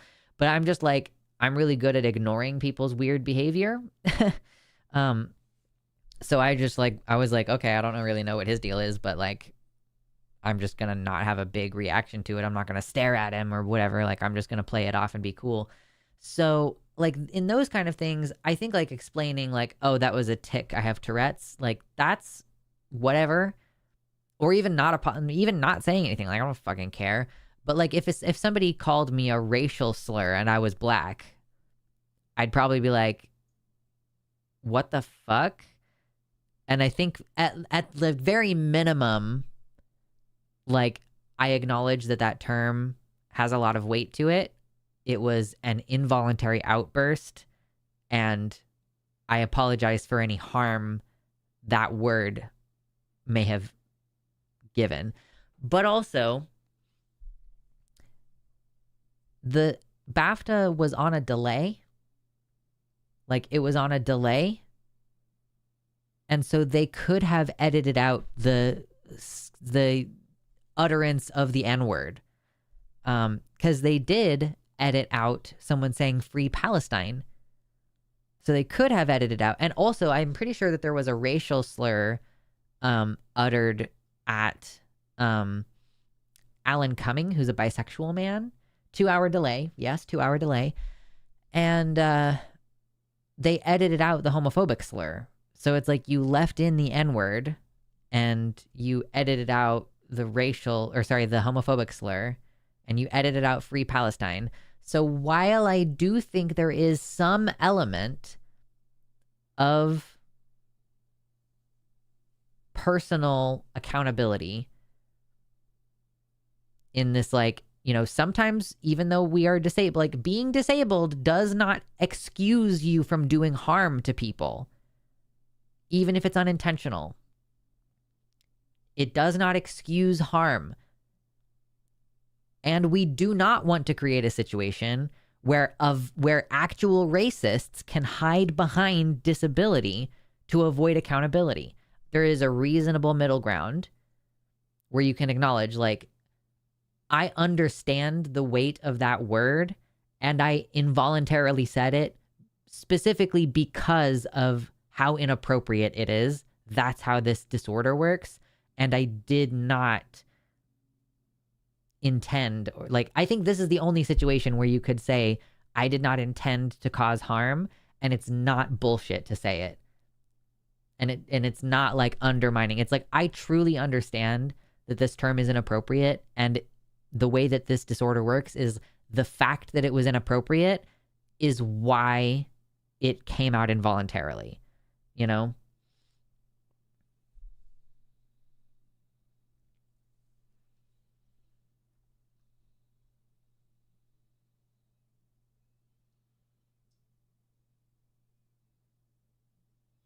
And the problem is not just that they didn't edit it out, but they explicitly told Davidson, the man with Tourette's, they specifically told him that they would cut those things.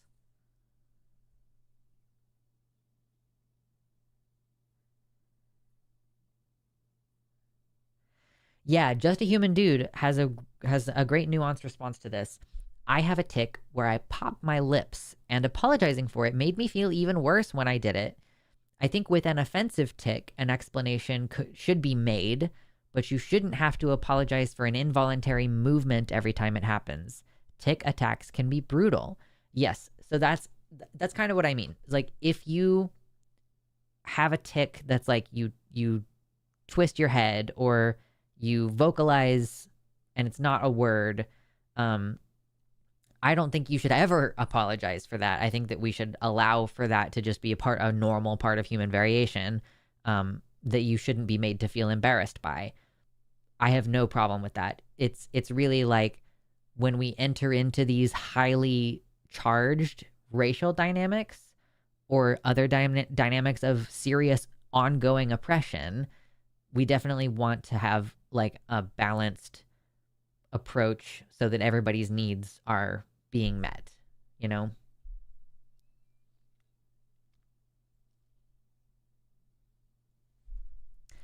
Davidson took every reasonable precaution, and the BBC exploited him intentionally, and again, he did generally apologize for the harm. This isn't just the case of unintentional harm. This was BBC doing explicit harm and using him to do it. Sure, yeah, and I agree. They made a decision not to cut these out of the stream, and they made an intentional decision to put a microphone near the man with Tourette's. It does strike me as sensationalistic opportunism is kind of the best way I can think to sum it up.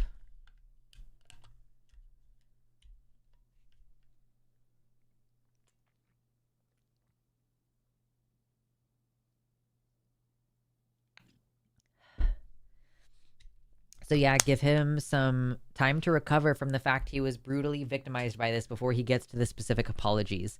Sure. I guess I would say it would be appropriate to say early on, like, I don't know. It's like this thing about like, how do you deal with apologies when you're in the public eye? Sometimes apologizing at all is the wrong choice because you didn't really do anything that was worthy of an apology, and then it gives people a disproportionate sense of power over you to apologize. Like, I don't know. I don't dislike the framework of like recognizing like that there is a response to something that you've done, and being like, and making a public statement that's like, I am currently absorbing all of your feedback, and I will follow up once I've had an opportunity to really process that and honor as many perspectives as I can. And in my mind, I'm thinking of like, I don't know, fucking Lindsay Ellis or someone else who is like, if you make a statement, you err, or perhaps you just piss off a bunch of people, even if you didn't do anything really wrong. But I feel like making an initial statement of like, I am currently listening to you and processing what you've said, and I will make a more careful response after I've thought about it a little bit or whatever. Like, you know. And then, so in the case of Mr. Davidson, I would then say, apology and condemnation in the same situation. Like, it would make sense to me to say, I understand that it was inappropriate. The fact that it's inappropriate is why it came out. That's how the disability works. Let's do a moment of like disability education. Maybe even plug the movie. Like, hey, if you watch the movie, you'll understand it better. That this was not intentional, and the harm, like I'm trying to mitigate the harm by using it as a teachable moment. And also in that same statement saying, by the way, I did not consent to have a microphone anywhere near me, because things like this can happen with coprolalia, where you like say the thing and you know that it's inappropriate. Like, I did not consent to that. And the BBC told me that they were going to cut them. Like, there shouldn't have been a microphone near me in the first place. Who at the BBC made that decision? And use that as well as an opportunity to like condemn them and point out that they are sensationalizing and like using him and his the opportunity that he was trying to take to educate through whatever movie he had about Tourette's, like the documentary or whatever the fuck it was. Just curious how long you stream until. So on basically anytime I stream, I do a 3-hour show. So I have about an hour left in this show. Typically, that's like typical. Sometimes I go a little shorter. Sometimes I go a little longer.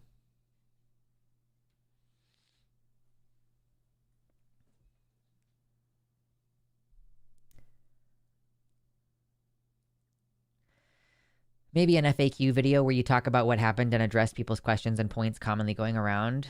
Yeah, so it depends on like what the scale of the controversy is, right? Like, there are some controversies that don't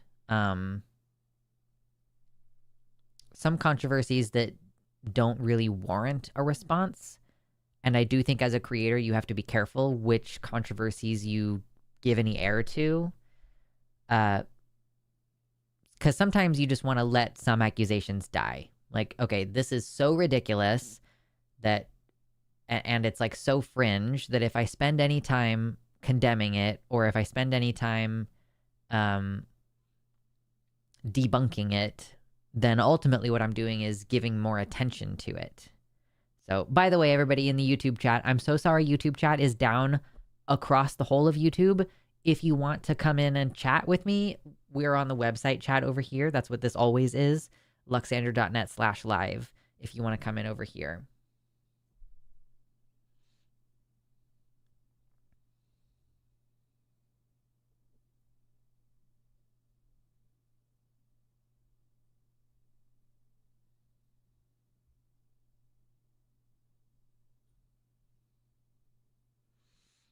I'm enjoying all of your emojis over there, though. I appreciate it.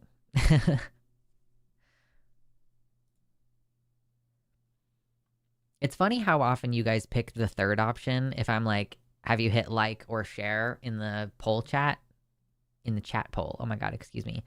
Sometimes I post like a third answer. So today is like, have you done your part? Yes, sir, I hit like. Yes, sir, I hit share. No, sir, it's the whipping post for me. 19% of you. Nope, it's the whipping post for you, apparently.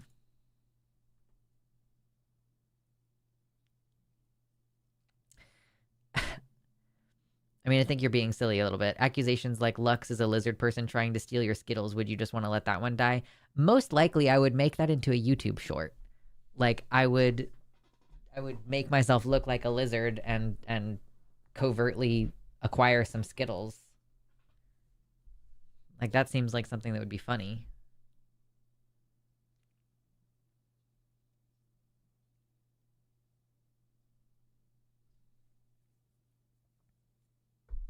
Bloody Hatter's daughter says, hi, Lux. Listen, hi, but also, how clean. So I know that Kitty Tick has like a toddler now who listens.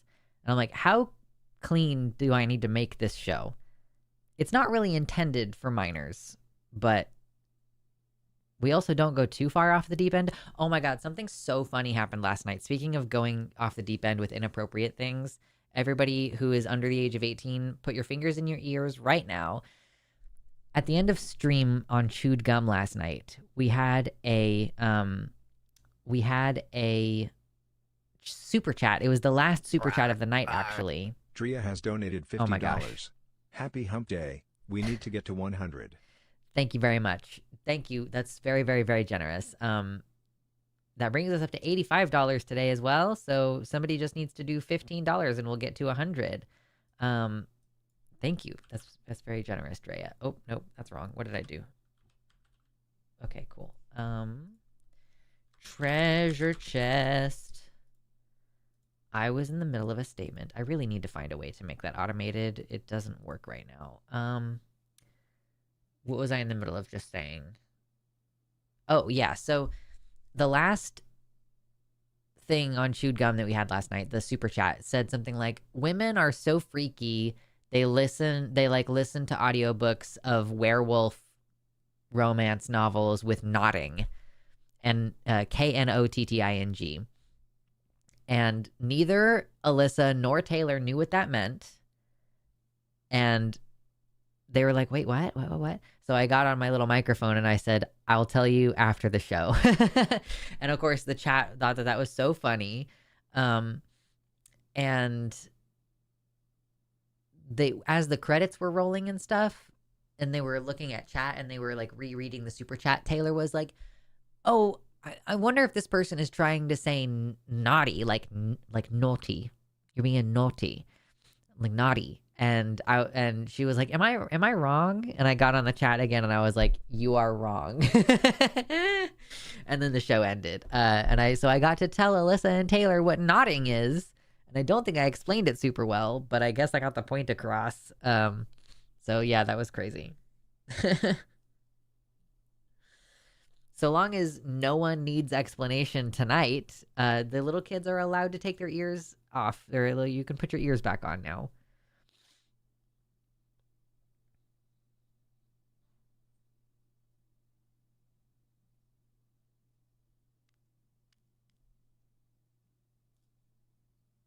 Yelling about Discord's age assurance bullshit. Yeah, the problem as well with the age verification thing on Discord is that haven't they also had data breaches? So it's like, oh, you've had data breaches before and you want me to give you more of my personal information? Like, no, I don't think so. Are you the token furry adjacent in the gang?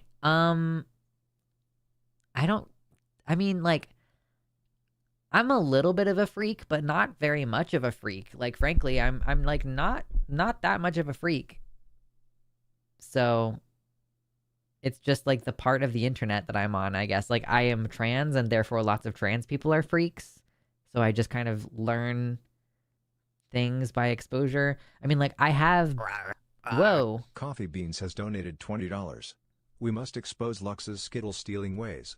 Thank you. Coffee Beans with the $20 dono. Yes. I'm canceled for all of the Skittles I've stolen in my life. Thank you so much. That gets us to the goal. It gets us over the goal. Number go up. Burr. To find out what's in the treasure chest today. What is in the treasure chest? Let's see if we can find out without losing a finger. I won't go into detail, but I'm the Freakenstein. Yeah, you're allowed to. I saw Discord's response to the ID issue and honestly thought it was fairly reasonable. They are delaying it for now, and it's only intended to be used in certain locations because they have no choice due to country's laws.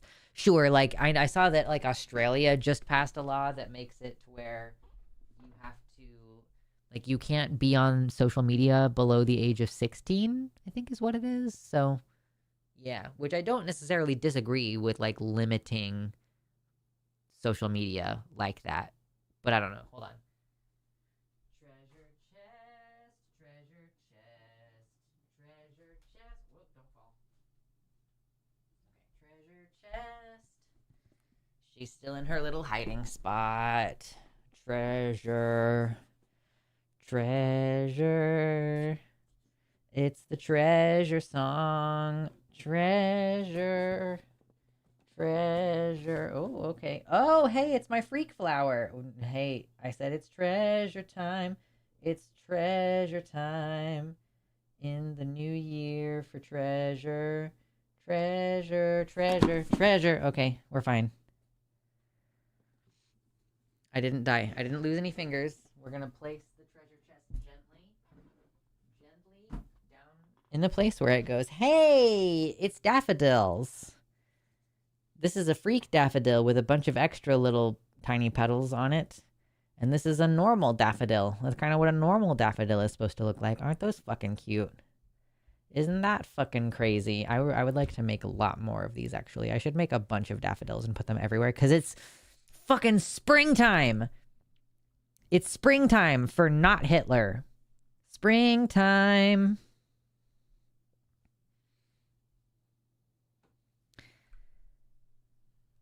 Yeah, I don't know why like YouTube chats are working in other languages but not in English.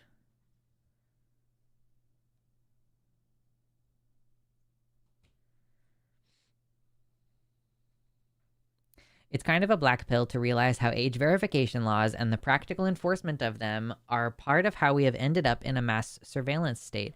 Right, it's like how do you do these things? How do you reasonably do these things? Do I put my hair the other direction? It's still February. It's not spring yet. It's the end of February. And the first day of spring is in like 3 weeks. Or some shit.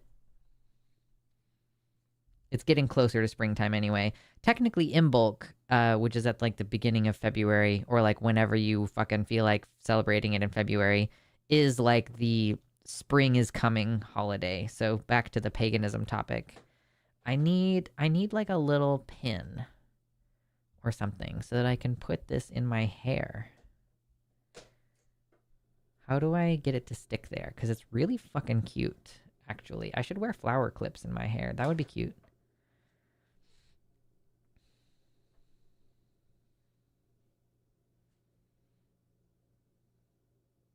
It's literally snowing here. Well, guess what? I live in Oregon.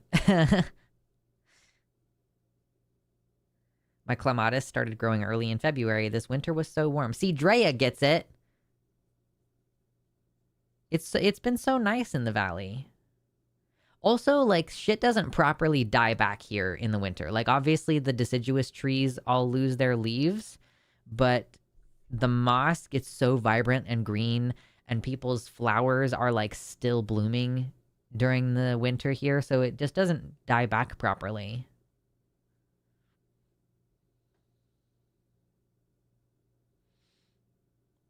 I'm in the Tennessee Valley. We were in the 60s last week. It's in the 20s during the nights this week. Yeah, it's crazy.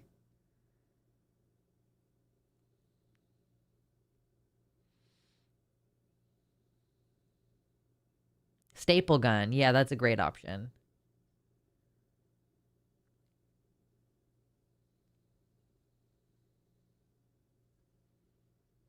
To be clear, this was an abnormally warm winter. You said preceding, but did you mean following an abnormally cool summer? Like last summer was much less intense than it was supposed to be? Or are you predicting that the upcoming summer will be a cool one? I'm under the impression that, like, it's been too dry this winter, like, especially with the snow in the mountains. Like, it hasn't snowed in the mountains enough. And that will potentially make the summer even more dry because we rely on the water from the mountains to melt.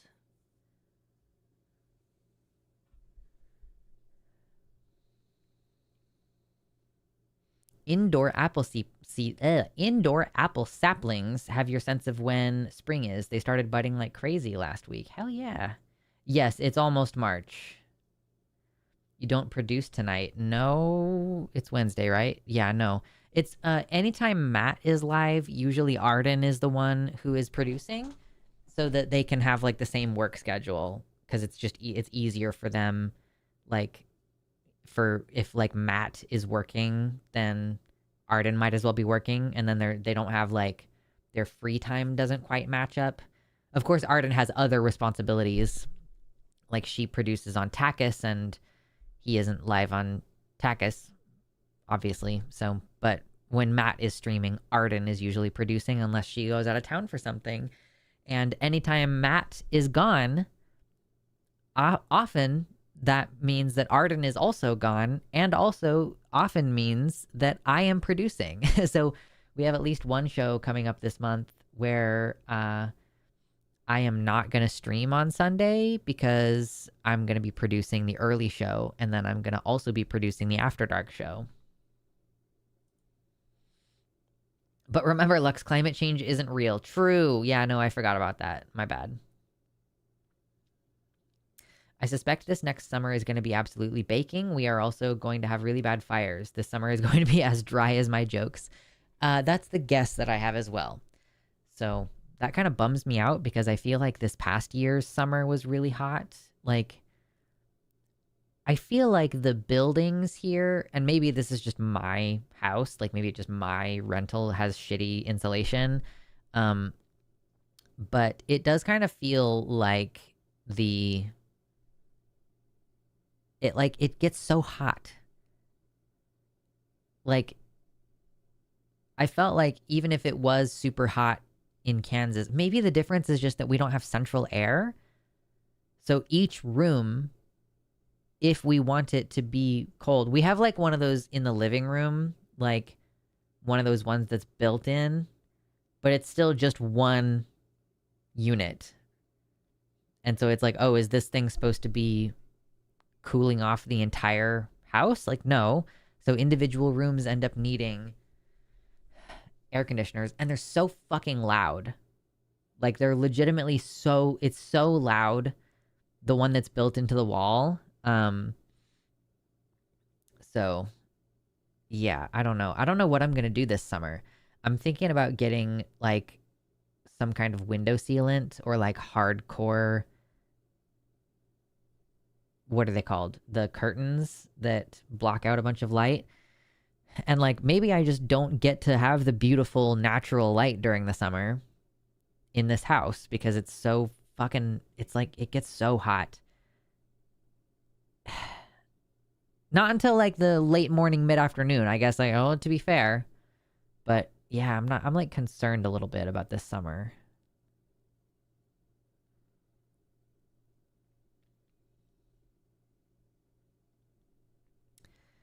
A lot of homes in the PNW were built in the 70s. Our temps were a good 5 to 10 degrees cooler back then, so AC wasn't really critical. Well, it's like, it's the AC and it's like the insulation, you know, like when the sun is out and my walls are exposed to the radiation from the sun, it gets hot.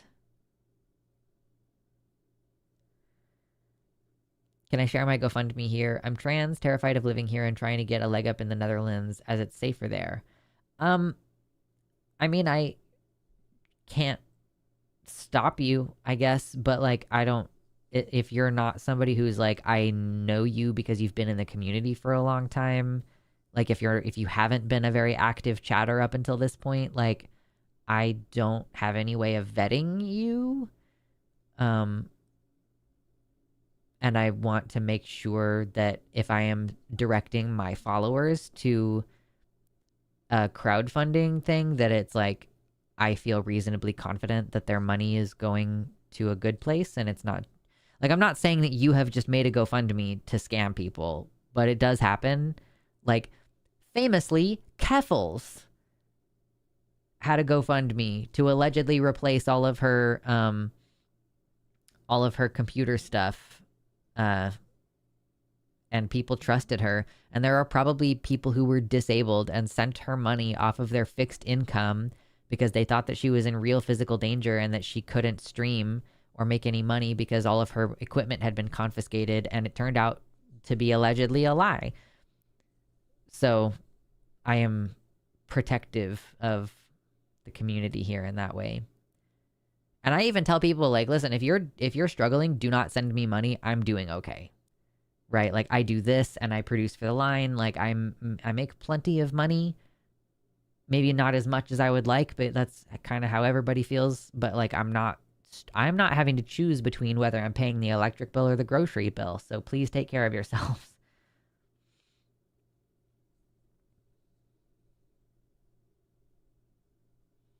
I tend to rotate which of my windows are open in the summer as well as moving fans around.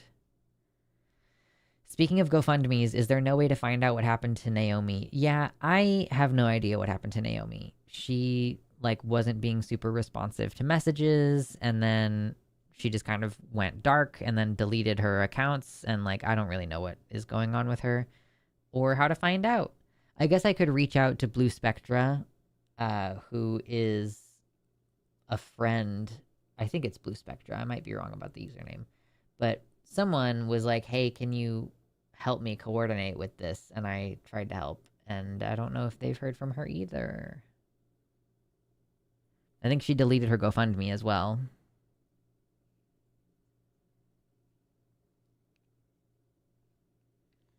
While it is cheap, light wood frame construction is absolute shit for thermal regulation, especially when designed horribly, which most are. HVAC is hard.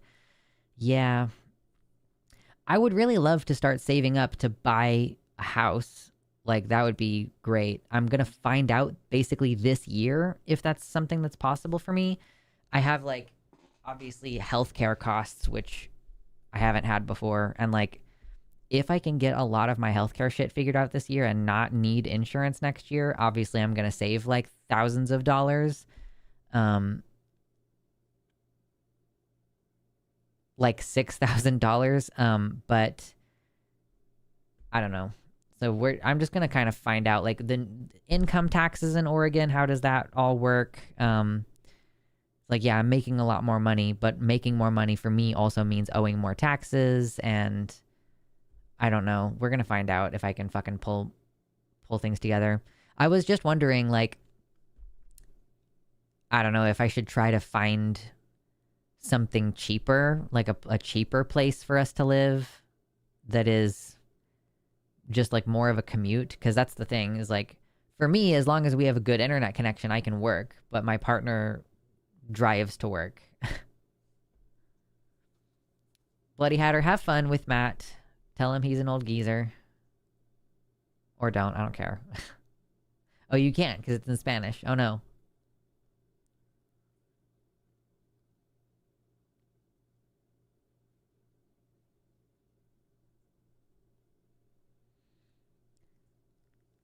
I'm in a new apartment since late September. The front windows have some stuff applied that makes it impossible to see through, but lets lots of light in. Interesting. Unfortunately, the huge windows also let lots of heat out in the winter. Yeah, that's the thing. Eastern Oregon is cheaper, but worse for anyone not cis and white. Yeah, that's true. Yeah, I'm definitely going to stay in Western Oregon. But it's like, I don't need to live as close to Portland as I do. I could live further away. Like, I could live... There's cities throughout the valley, right? Like, I could live anywhere in the valley. I don't have to live, like, close to a city.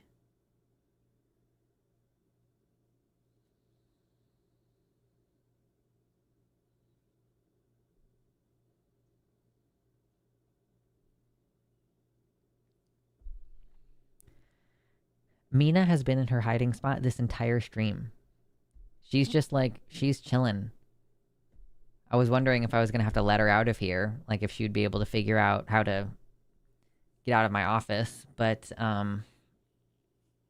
yeah, she just is content to stay where she is, apparently, which is great. I'm so happy for her. I love that for her. I'm going to run to the restroom really quick, but I'll be right back. So, you know, you can leave if you want to, I guess, but I'll be back in like only a couple minutes. Sorry. Taking a break.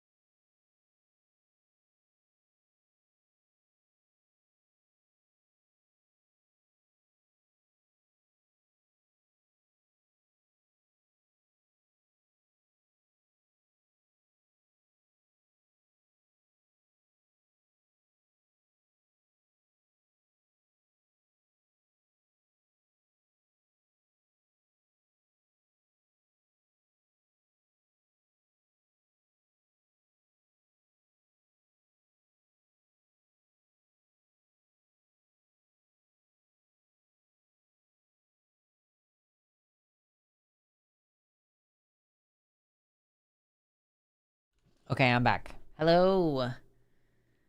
I'm back and I have a cucumber. I have a cuke. And I'm gonna eat it. And I'm gonna, I guess, try to not totally gross everybody out, but I'm eating this cucumber regardless. Wait, where is my fucking salt? Where's my table salt? Ah! Where did I put my table salt? No! Oh, I need my salt.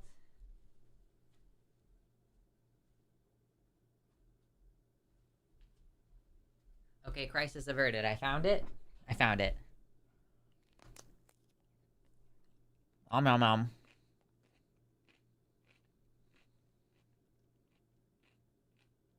Cucumber. Delicious.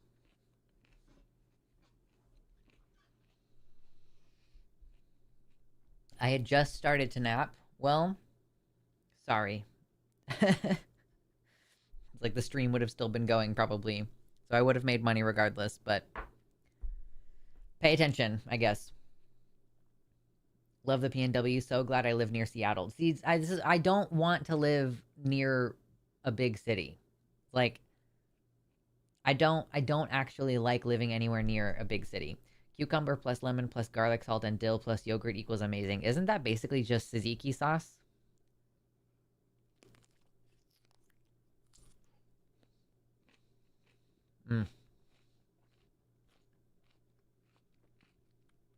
Almost a pickle. That's so true. Just give it some time.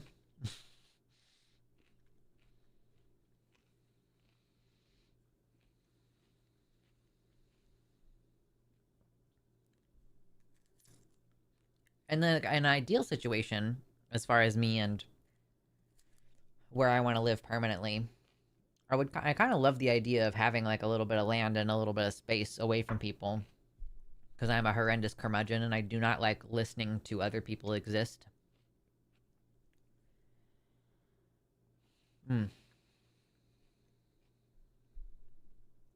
Some cities make my skin crawl with anxiety.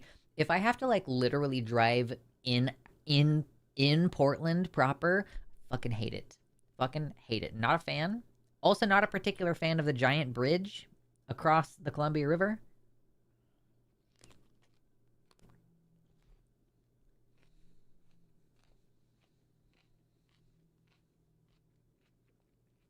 But we did bridges last time, so we don't need to go over it again.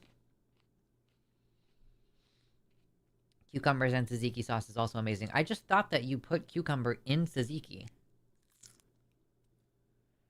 But I don't know anything.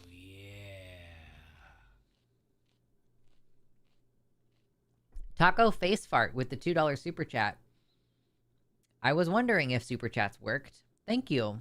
I appreciate it.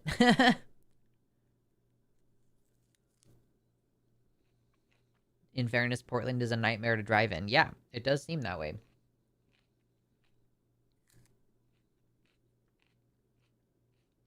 You know that one part of I-5 where you're like basically driving on a fucking skyscraper?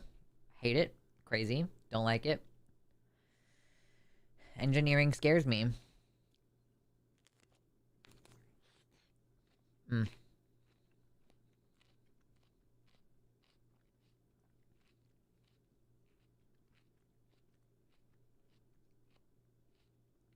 I'm looking forward to the Netherlands. Good public transit, healthcare, and less bigoted assholes. True. Yeah. I hear good things about lots of parts of Europe. Like, Promise lives in Finland, and that seems pretty cool.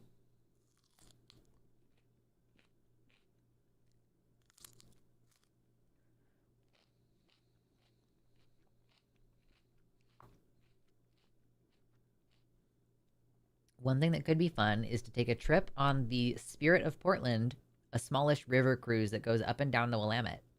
That could be fun. I don't think I've ever been on a boat on a river before. I've been on a boat on a lake before, but not on a river. Rivers are unpredictable, I feel. I'm a little bit, I have a, you guys know I have thalassophobia. I also have like a healthy respect and fear of rivers. Oh no, feel better, Trinket. I'm sorry you're feeling bad today.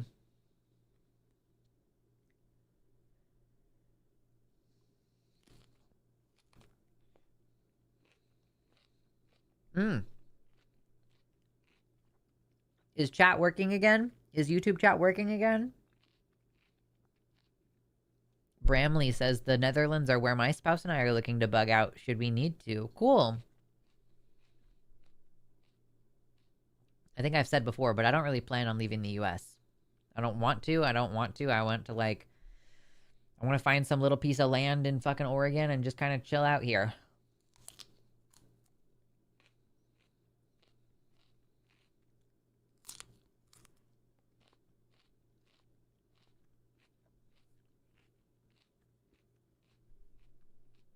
I've been on a boat in a river, a lake, and the ocean.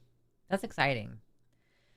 Yeah, I was on a cruise when I was a toddler, so technically I've been on a boat in the ocean and I've been on a boat on a lake.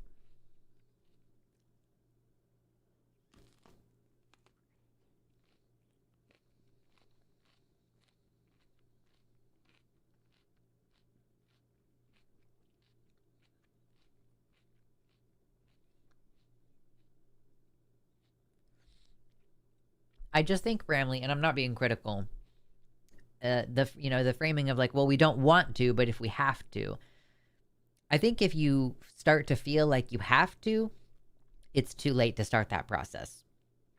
Because moving out to another country takes like literally months of prep.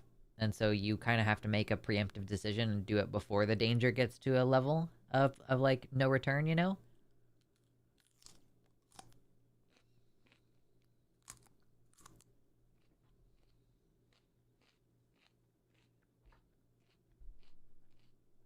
I'm doing things like looking into concealed carry and like how do you get the license and what would be a better firearm than my Glock 19 to carry because the 19 is a little too big for me.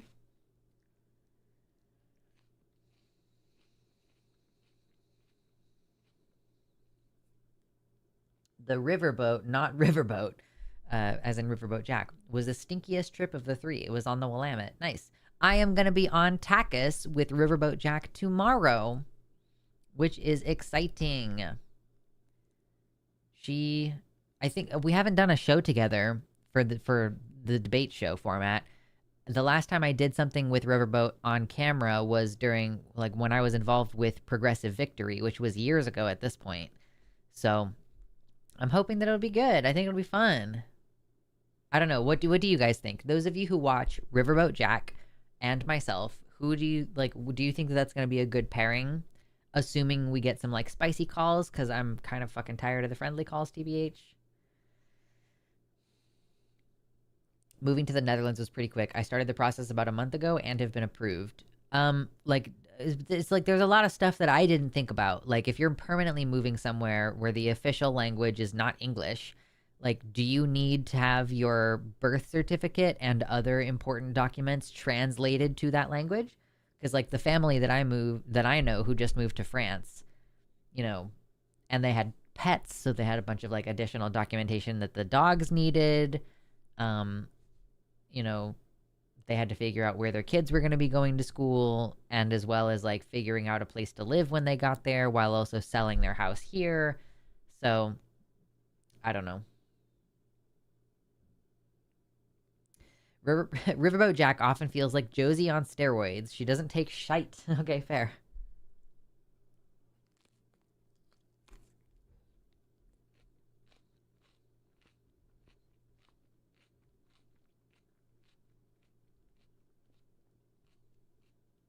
98% of the Netherlands is English speaking. Cool.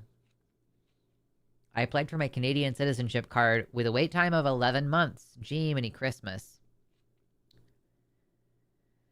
I can't tell you about your chemistry or vibes, but I will be fanboying. Good. Good, good. I'm glad. I'm excited.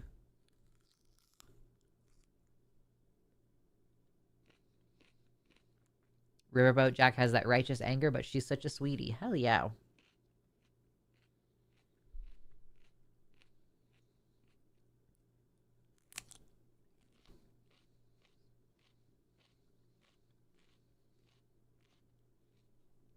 Cucumbers are delicious. Om nom nom nom nom. Good little snack. This is me and my Mediterranean diet. I'm snacking on raw vegetables. Last night I was like, I really want fucking dessert.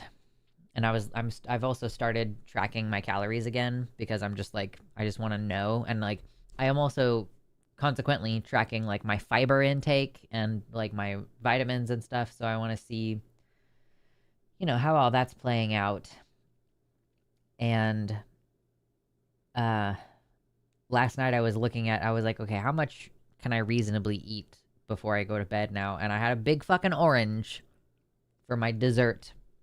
Like, that's what you're supposed to do with the Mediterranean diet, is like, if you're really craving sweets, just eat fresh fruit. And I'm like, ugh. Or I guess canned fruit, whatever,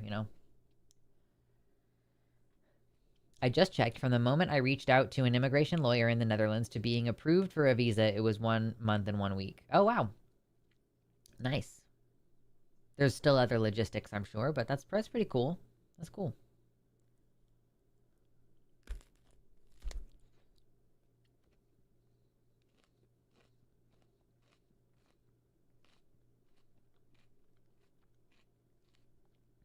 Mm-hmm.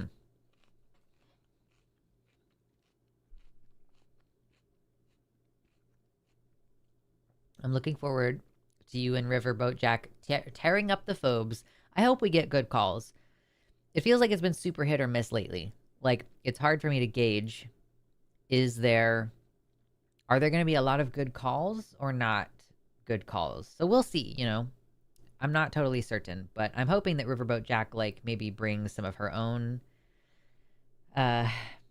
audience to it. Do I need to just piss more people off so that when I post links, people are like, oh, I fucking hate you and I'm going to come and yell at you? All I have left to do is arrive in the Netherlands and have my biometrics taken. Then within 2 weeks, I will get my residency card. How much of your stuff are you bringing, Porter? Are you bringing, like, all of your belongings, or are you going to slim it down to a suitcase? Like, and it also, is it just you?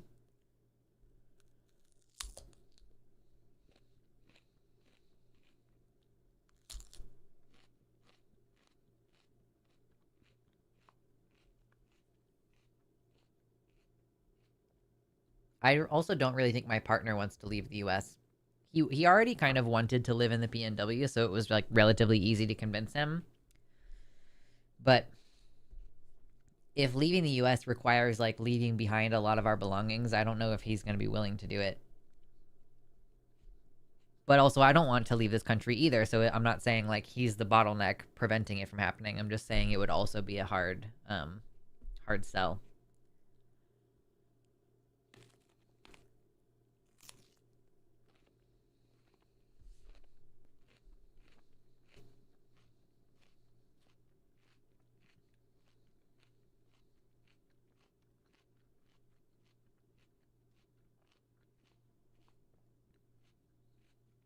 Hey, it looks like the YouTube chat is kind of working again. Cool.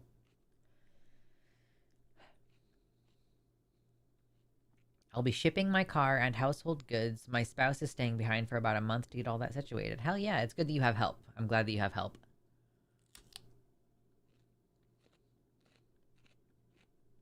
Lots of good cucumbers here in the PNW. I mean, I just got this from Walmart.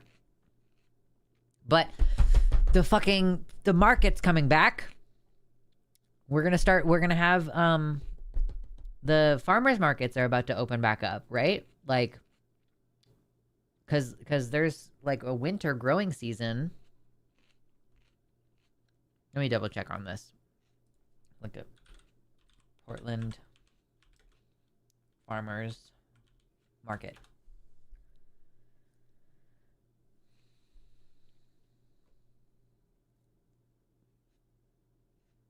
Yeah? Yeah, I'm pretty sure they're opening in March. Oh, that's so exciting. I'm so happy.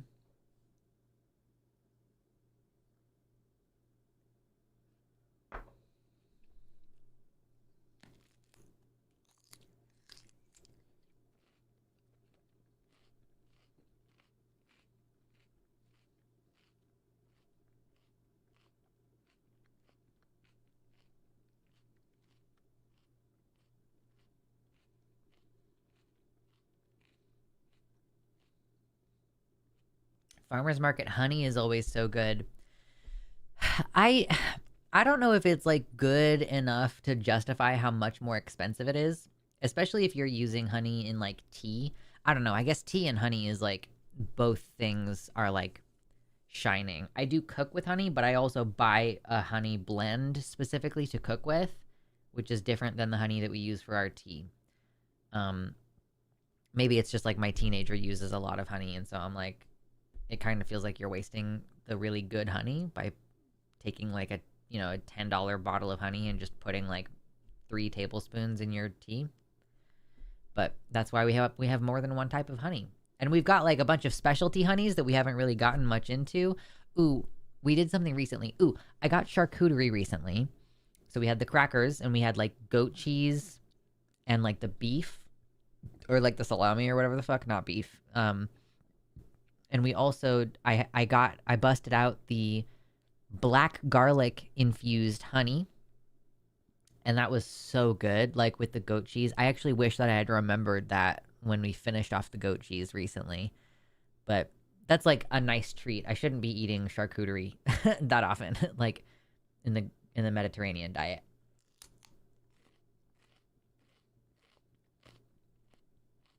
Ooh, I love the community growing because someone just said, I want to move to Thailand. And then someone else said, Thailand is nice, but I'd recommend visiting here for a while first. So we have somebody here who wants to move to Thailand and a person who can say whether it's a good idea to move to Thailand because they live there. That's so cool. Black garlic stuff is awesome. Yeah, we actually have some actual black garlic.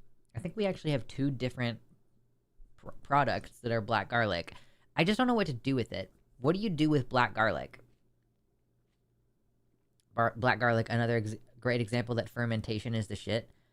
Is it fermented or is it just like roasted for a really long time? I guess I thought that black garlic was like a roasted product and not a fermented product because it's not in liquid. It's like a dry product. I mean, it's definitely gooey, but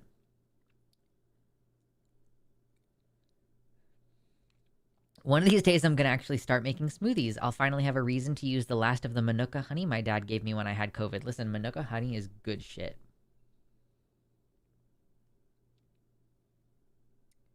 Our local farmers market in White Salmon, Washington, had this one stand last summer with a variety of hummus. Anyway, they were dope. Plus a couple gluten-free sweets for the misses are always nice. Hell yeah, dude.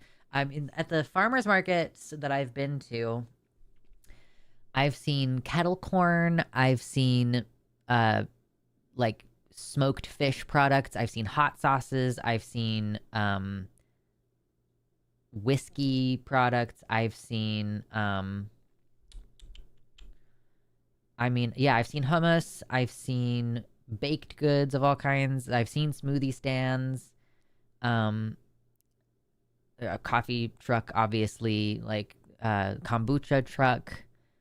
There are just a lot of. I need to probably like actually set a budget for the farmers market each week. Usually during the season, what I did last year was when the farmers market was open, I was getting all of the vegetables that I would normally buy at Walmart, and I was just buying them at the farmers market, which like it might be more expensive, but at least I'm that money is going to a local place which protects our local economy and the robust fertile valley of the Willamette. And I'm also guessing that in some cases it might be less expensive. I don't actually know if that's the case, but my thinking is if these products are not being shipped far and all of the products are in season, then it's probably that might in some cases be less expensive. I'm not doing the math, and that's not really like the goal of going to the farmers market. The goal is not to save money because you do end up buying extra shit that you don't need at the farmers market. You're like, ooh, I'm gonna get these delicious peaches, even though that wasn't on my list. And then you eat like the peaches are gone in like 2 days, but it's fresh and it's delicious, so it's hard to argue. Did I already salt this? Yes.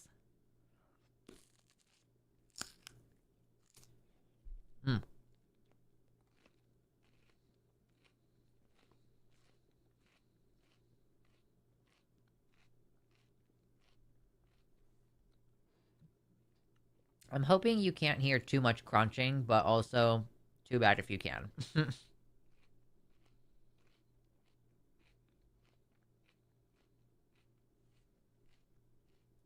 Is there a Grange Hall? Grange Hall?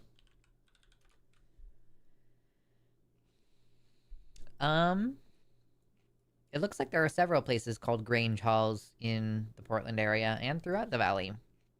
I don't know what that means per se. A fresh peach sounds so delicious right now. I know, I'm so mad almost that I have to wait. Like when are peaches ripe in Oregon? Not interested in your fucking AI mode. Yeah, we don't get fresh peaches until fucking July. Rip. Oh my god. It's not Jimmy with chips, so it's not too bad. That's fair. I'm also not, like, doing it on purpose.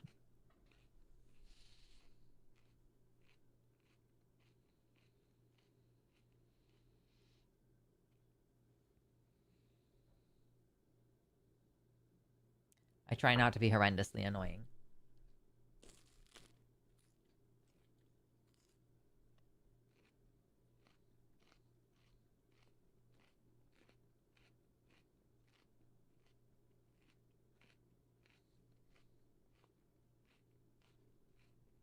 All done.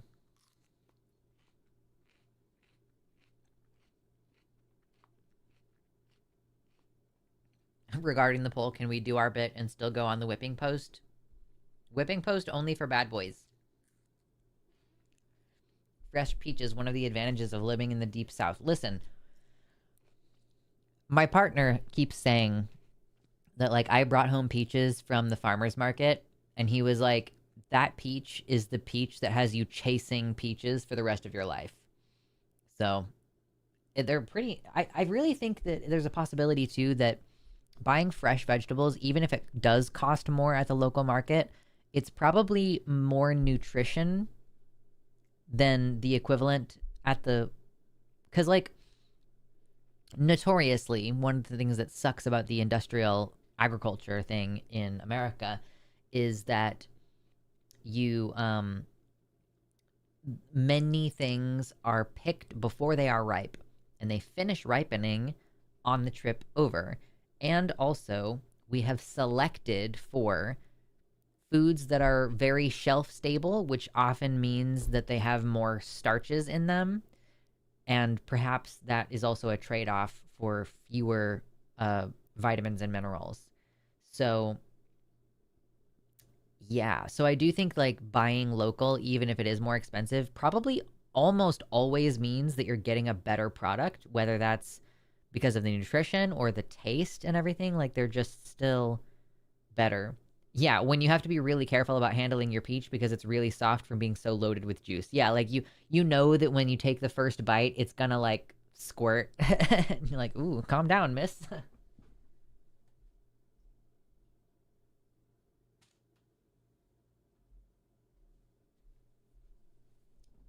Anyway. Oh, by the way, did you all notice that I'm wearing my merch today? There's a link in the description to see my merch and get some. This is a tank top, and it's comfy. This is the men's size, and it's a little bit big on the side, but the women's cut one is like, it's like literally a sports tank top. It like exposes a bunch of the front here. Can you see my heart monitor? I've only got a couple more days left of having to wear it. It's a 14-day heart monitor, and I get to take it off on Friday, and I'm very excited to be able to scratch my skin. This is why I can't stand tomatoes from basically anywhere but a friend's garden. My husband also has very strong feelings about tomatoes. He does not like to eat tomatoes from the store. He's like, I don't fucking care about this. So yeah, that's another wonderful thing, is having the option to get tomatoes. Guys, if I have the option to have my garden plot this year, because I like got the garden plot last year. I don't think I ended up paying for it, and I also didn't really do anything with it. I like weeded it, and I felt like it was just beyond my abilities as one person. Maybe it was because also like I was really out of shape and like recovering from COVID still. Like maybe if I get my partner involved, but it's such a big plot. It's like 10 feet by 12 feet or something. It's like pretty big. So I don't know. I haven't decided yet. I guess I kind of was leaning toward like not doing it to make sure that someone else who might actually do more with it had the opportunity to do more with it. But yeah, my community garden plot off vine ripening destroys the tomato flavor. True. Tomatoes from the store are always trash and overly sour or tart. Or they're just flavorless and like mealy in texture. Tomatoes that are in stuff like salsa and sauces are generally actually vine ripened. Well, a lot of the time they're being processed like the same day that they're picked. For lots of processed foods, a lot of the time it's like, you know, if you get like frozen or canned vegetables and fruits, they are often picked at their peak ripeness and immediately blanched and frozen or immediately cut up and canned. So that honestly, in some ways, you know, the canning process can destroy some of the nutritional value. And I assume, I mean, I think kind of like frozen vegetables are like one of the best ways to get vegetables. So they're like peak freshness, and that freshness is retained and like nothing gets destroyed by the heat process. Hi, yes, I do look at the YouTube chat. The YouTube chat just was broken for a lot of today. Yeah, I do look at it though.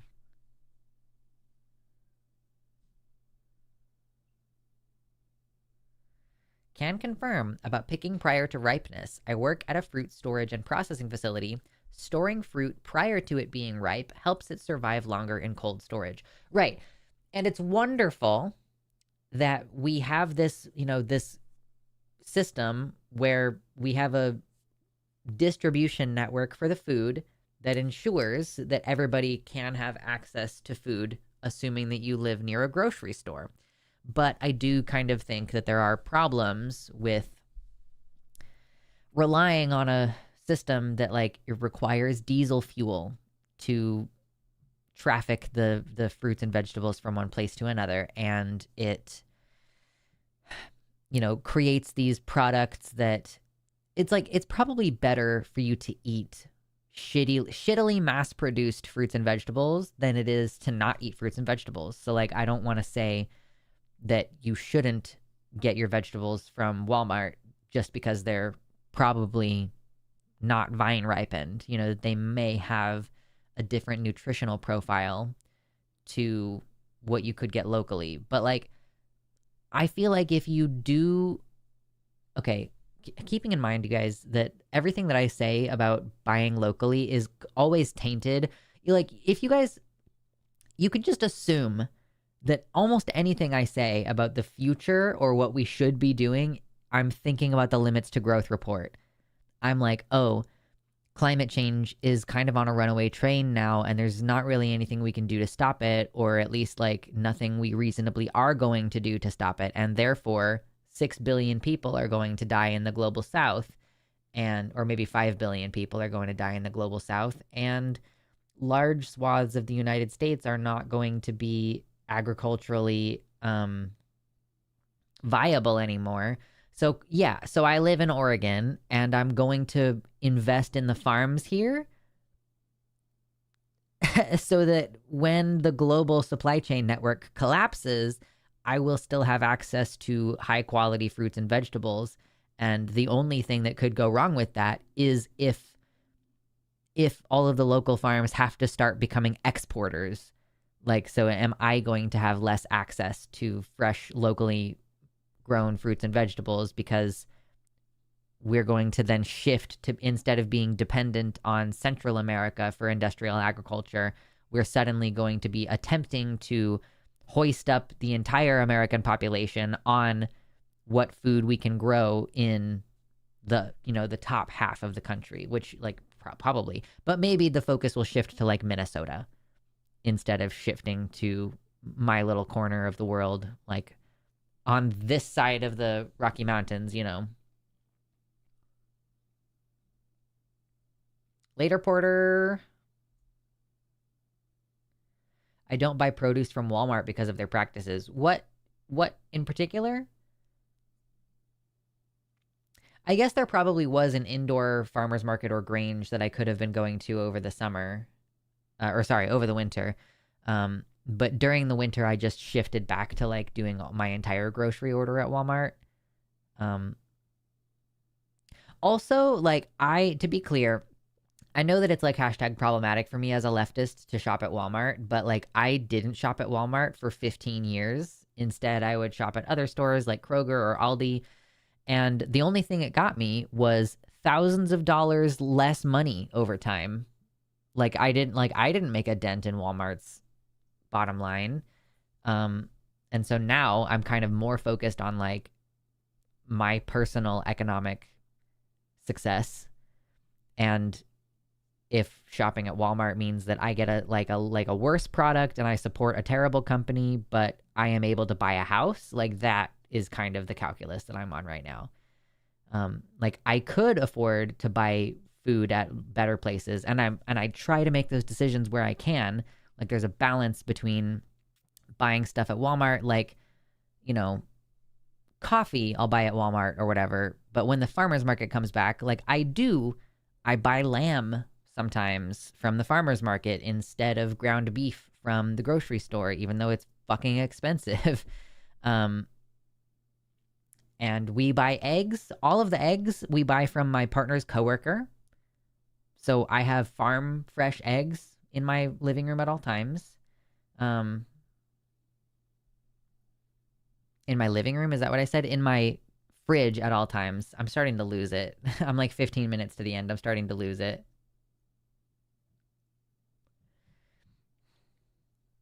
Yeah, Winco is great. Safeway is great. Yeah. You know what? I really want, this is completely off the topic of like sustainability, but I want to go to Trader Joe's because I live near Trader Joe's now. I guess they were starting to get them in Kansas City as well, but I never like drove past one. But Trader Joe's, I hear that they've got like a lot of incredible snack foods, and also that they train the employees to get like to be like super duper overtly friendly. And I kind of like, I want to see. I enjoy that concept, and I want to see if it's true.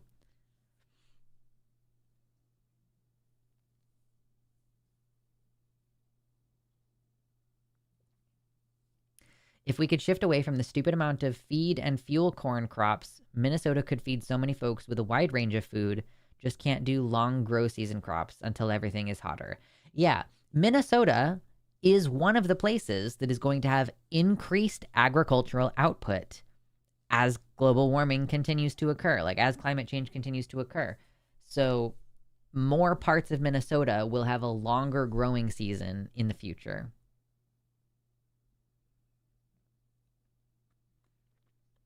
Trader Joe's has intentionally cultivated a quote hipster vibe. Yeah, I kind of want to make it like a date with my partner, which sounds so fucking stupid. Like this is the kind of stuff that I think about when I'm like, I want to go on a date with my partner. I'm like, let's go to Trader Joe's. Like, you know, let's go to a place and like walk around and look at their products and see what's going on. Also talking about runaway climate change. Hi, Lily. Today we had summer-like temperatures here in February. Yeah, the last winter that I spent in Kansas, it was like 60 degrees in January. It was fucked up. It was crazy. 60 Fahrenheit.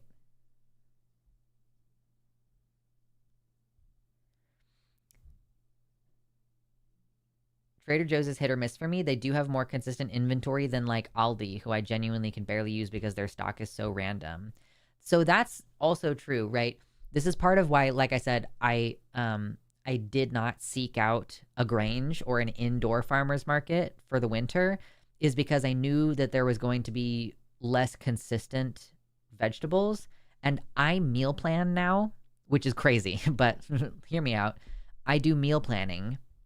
So, and I guess the way that it works right now, like right now, my day to go to Walmart is Monday. And like usually farmers markets are on Saturdays. So I could hypothetically go to the farmer's market and buy some vegetables and then plan my week. Or like be willing to change, like, oh, if I have a meal that is dependent on having bell peppers, but there's no bell peppers, then like what do I do? But like I don't like that Aldi, yeah, it always has different stuff. So I'm like, I can't meal plan. They don't consistently have like a generic option for stuff. Like sometimes they have only brand name options for stuff. And I also didn't find that their prices for stuff like meat was much better at Aldi versus shopping at Walmart. And I do not want to be that person who goes to like 5 different grocery stores. I don't have fucking time for this shit to go to like 5 different grocery stores because Winco has a sale on this week and fucking Aldi has a great price on this week. Like, no, fucking kill me. That's crazy. That date is not stupid at all. My wife and I spent V-Day at World Market in Vancouver. That is a great way to spend time. We've done that too. We've gone to World Market and just walked around and looked at stuff. Then we picked up some pupusas from a local spot before heading home. Great day. Nice. I'm excited for you. I always avoided Trader Joe's. Stuff changes randomly too often for me, but now I go there for some cheaper, good products. I give it 4 out of 5. I genuinely just want to see what cool snacks they have. Like, I want to go to Trader Joe's specifically to spend like $40 on random bullshit snacks, and to see if it's true about their customer service. Yeah, don't forget all the coupons. I am not the kind of person who's like, I'm going to coupon hunt. If I get the little, the little thing in my mail that's like, here's some local fucking shit, I'll glance through and see if there's any coupons that I want to use, but so far there haven't been any that I've wanted to use. Or do you guys ever get those little mailers from like Domino's or whatever, and then that all of the deals that they have on this coupon sheet, that they already have all of those deals available on their website for you to go use at any time? It's pretty obnoxious. I'm like, oh, you mean the fucking carryout special? I know about the carryout special because I could get that anytime. It's not like your fucking mailer coupon is a more of a coupon than what you already have online. I started ordering groceries because I live out in the country and using the time and gas to get to the store is a net negative. Listen, Walmart shipping is like $10 unless you get the Walmart Plus bullshit for like a subscription amount. If I lived farther away, and I'm factoring in like, okay, so I already do grocery pickup, right? So I drive to the Walmart and I get the pickup order. So someone else is already doing the shopping through the store. So that's like, okay, that's fine. Like that's saving me time and it's free. So literally there's kind of no downside to doing it except that I have to drive there. But if I had to drive there, and that takes time away from my work. Like I have to stop what I'm doing and go, and I have to get dressed. And so there's this transition time and then the driving.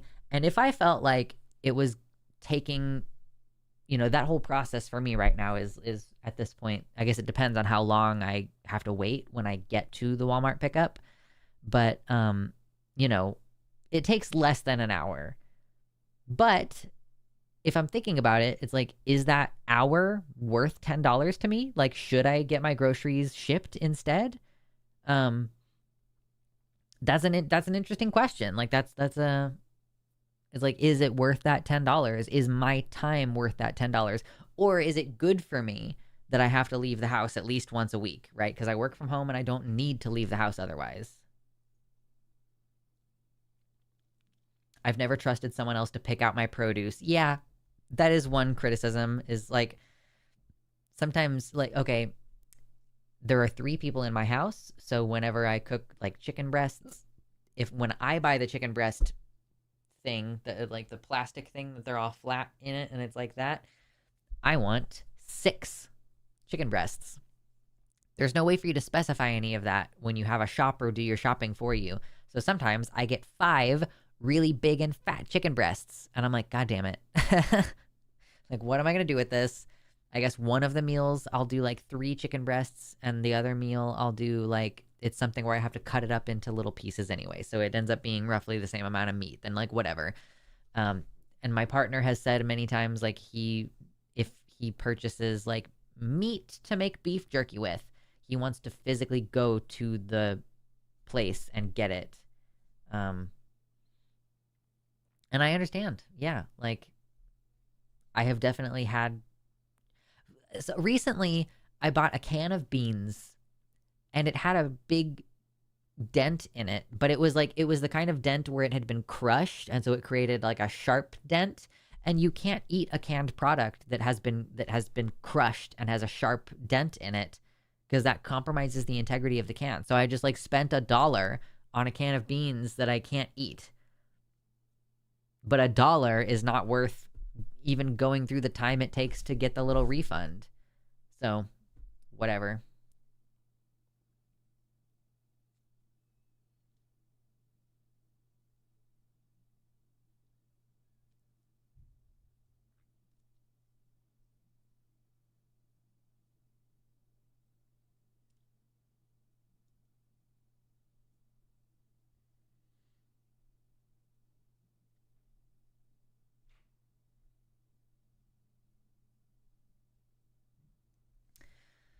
Also, the allegedly atomic shrimp at Walmart was below the FDA's own mandatory reporting threshold. There is a lot of honestly classist amplification of Walmart's being somehow more evil than most big box corporations.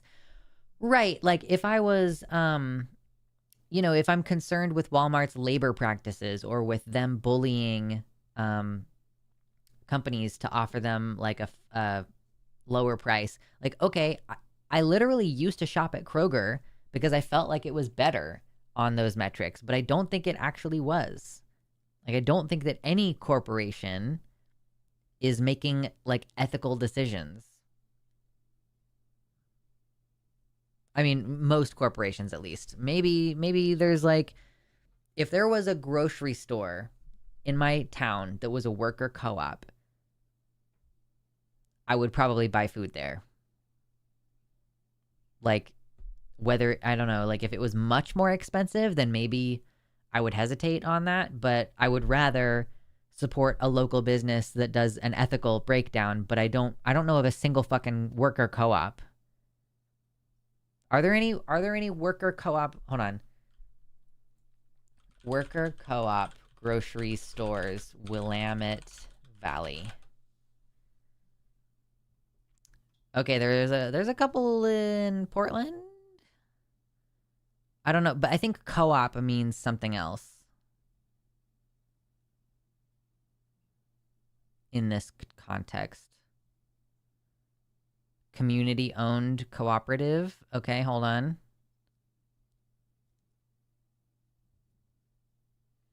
This is why I love Winco. It's 100% employee-owned. I might check out Winco then. I might, like, is there a website for Winco? Can I do like a pickup order at Winco? Or like scope out their products online? Or if I go to Winco, am I going to have to physically walk around their grocery store? Because that's a nightmare that I don't want to deal with.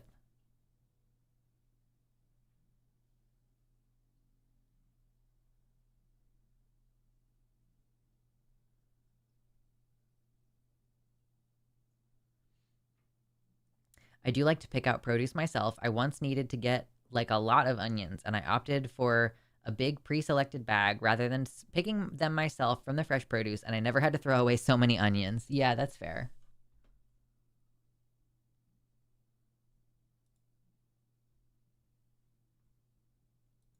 Order online is an option at Winco. Can I order online for pickup? Because this might be a better option if they have the products that I require.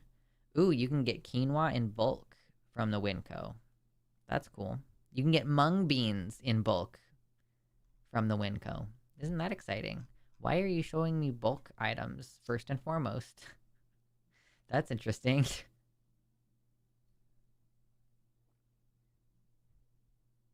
Let me search for, let me see, like, there's some products that I buy on a regular basis. They do not carry any Dunkin' brand coffee. Okay.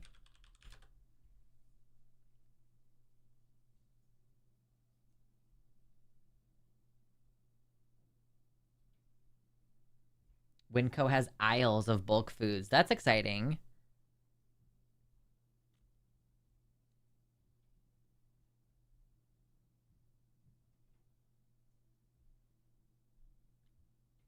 Red Brick whole coffee beans.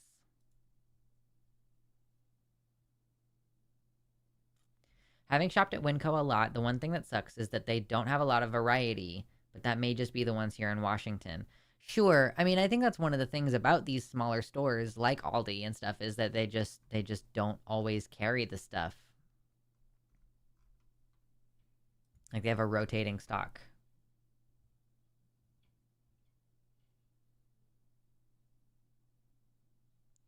It sucks that my choices are Walmart, Amazon, or Kroger, but that's the case for most people, I suppose.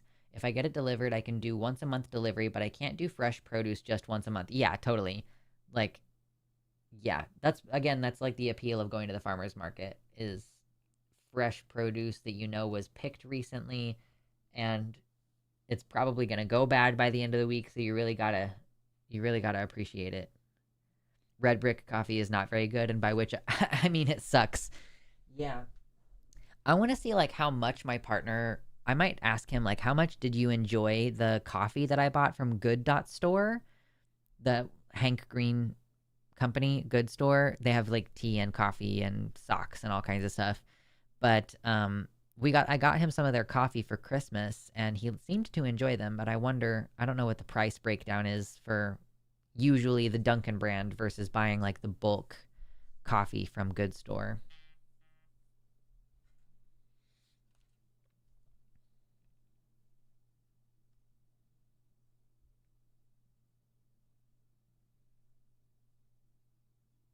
Is YouTube chat mostly recovered? Have you guys recovered over there? Seems like you're doing fine. Oh boy, after eating that cucumber, it turns out that I'm really hungry. We have meatloaf for dinner tonight. We're eating meatloaf for dinner. I'm gonna tell this thing that I ate a cucumber. I ate a cucumber. Cucumber in my app. Not a lemon cucumber, just a regular cucumber. I did eat a lemon cucumber last year. I remember that.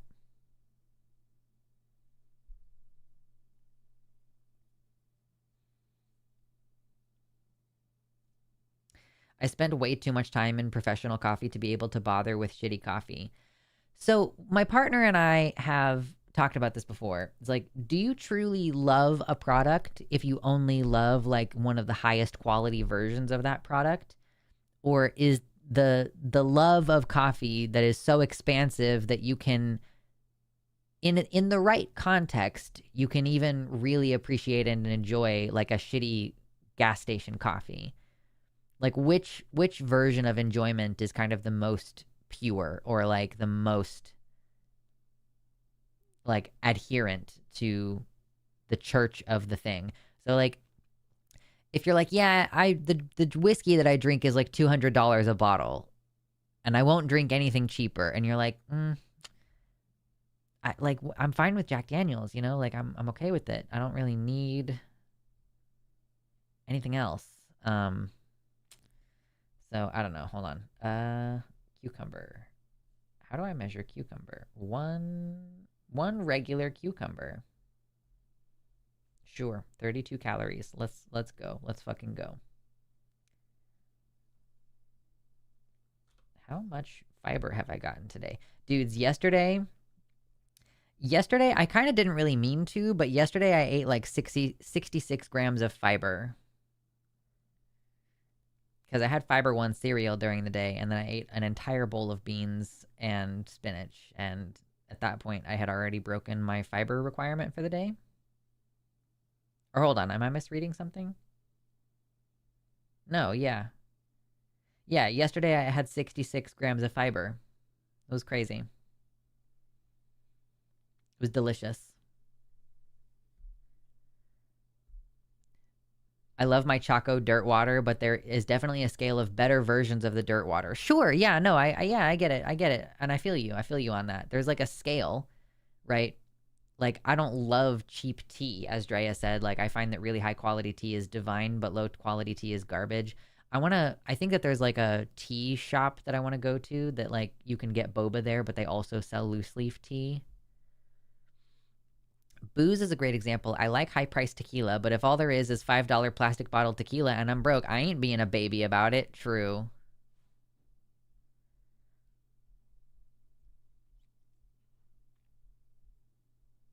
Unconditional love of coffee? I can't do Folgers coffee. It hurts to drink, and sometimes love means leaving it behind. Sure, that's fair. That's fair.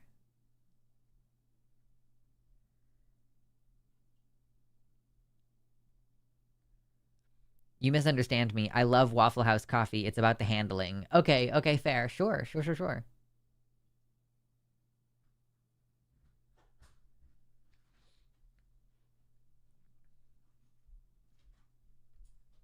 There are so many tea companies here in Portland. Yeah. I think the jasmine tea is like my favorite kind of tea, but I just bought some kind of like cheapish jasmine tea from the Asian market and I was like, rip, this is not good. It's not very delicious.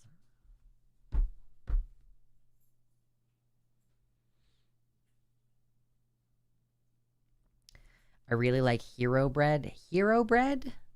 I don't know what that is. Not you don't mean Euro bread. 11 grams fiber, 5 grams protein, 45 cal per slice. They recently changed their recipe and it tastes better now. However, it does cost $8 a loaf. Rip.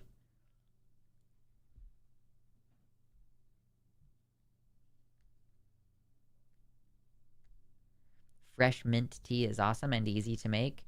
Do you just literally do mint and like so it's like an herbal infusion of mint, or do you mix it with like green tea or something? Hero is a brand. Okay, cool. Yeah. I like coffee, not coffee water. I've had bad coffee. Yeah, I've had bad coffee where you could see the bottom of the cup. Weak coffee, I feel, is different than bad coffee, you know? Like a different scale of issues you're running into. Dave's Killer Bread is the best bread, except for Seattle's best for grilled cheese. Listen, Drea, you already turned me on to Grillo's pickles, and now I can't eat any other pickles, and they're expensive, but they're delicious. So, like, how many more expensive local products am I going to get hooked on? Just mint and some sugar? Okay, that seems yummy. I don't grow any mint, but maybe I'll try it sometime. It seems like it's really easy to keep it alive, so I could put it in a pot and be like, hey, don't spread past this pot, you piece of shit. If the coffee doesn't match the black in my shirt, it's not strong enough. Yeah, yeah. I get you. I get you. Grillo's pickles I found at Winco. Yeah, they're fucking delicious. Give me that Vanta black coffee. Delicious. That sounds wonderful. You know, this is all putting me in a mood to have an herbal tea. So I'm still knocking out some of the sample teas that I bought from Good Store this winter. And maybe it's time for me to go have some herbal tea and then get ready for more stuff that I have to do later today. And also a long work day tomorrow. I live in a heavy craft beer town. We have so much awesome local bread. Hell yeah, dude. That's cool. Okay, well, everybody enjoy your Vanta black coffee and your expensive tea and your plastic bottle of tequila and everything. And I will plan to see you all. I think I am seeing you all on Sunday. Hold on, let me check. Because I know that I need to cover for Arden 1 week next month. Okay, so yeah, my plan is to see you all on Sunday. So I hope that you are well between now and then. I hope that you enjoy the rest of your week and don't get in trouble, or at least don't get caught, or whatever it is that I used to say every time. All right, toodles.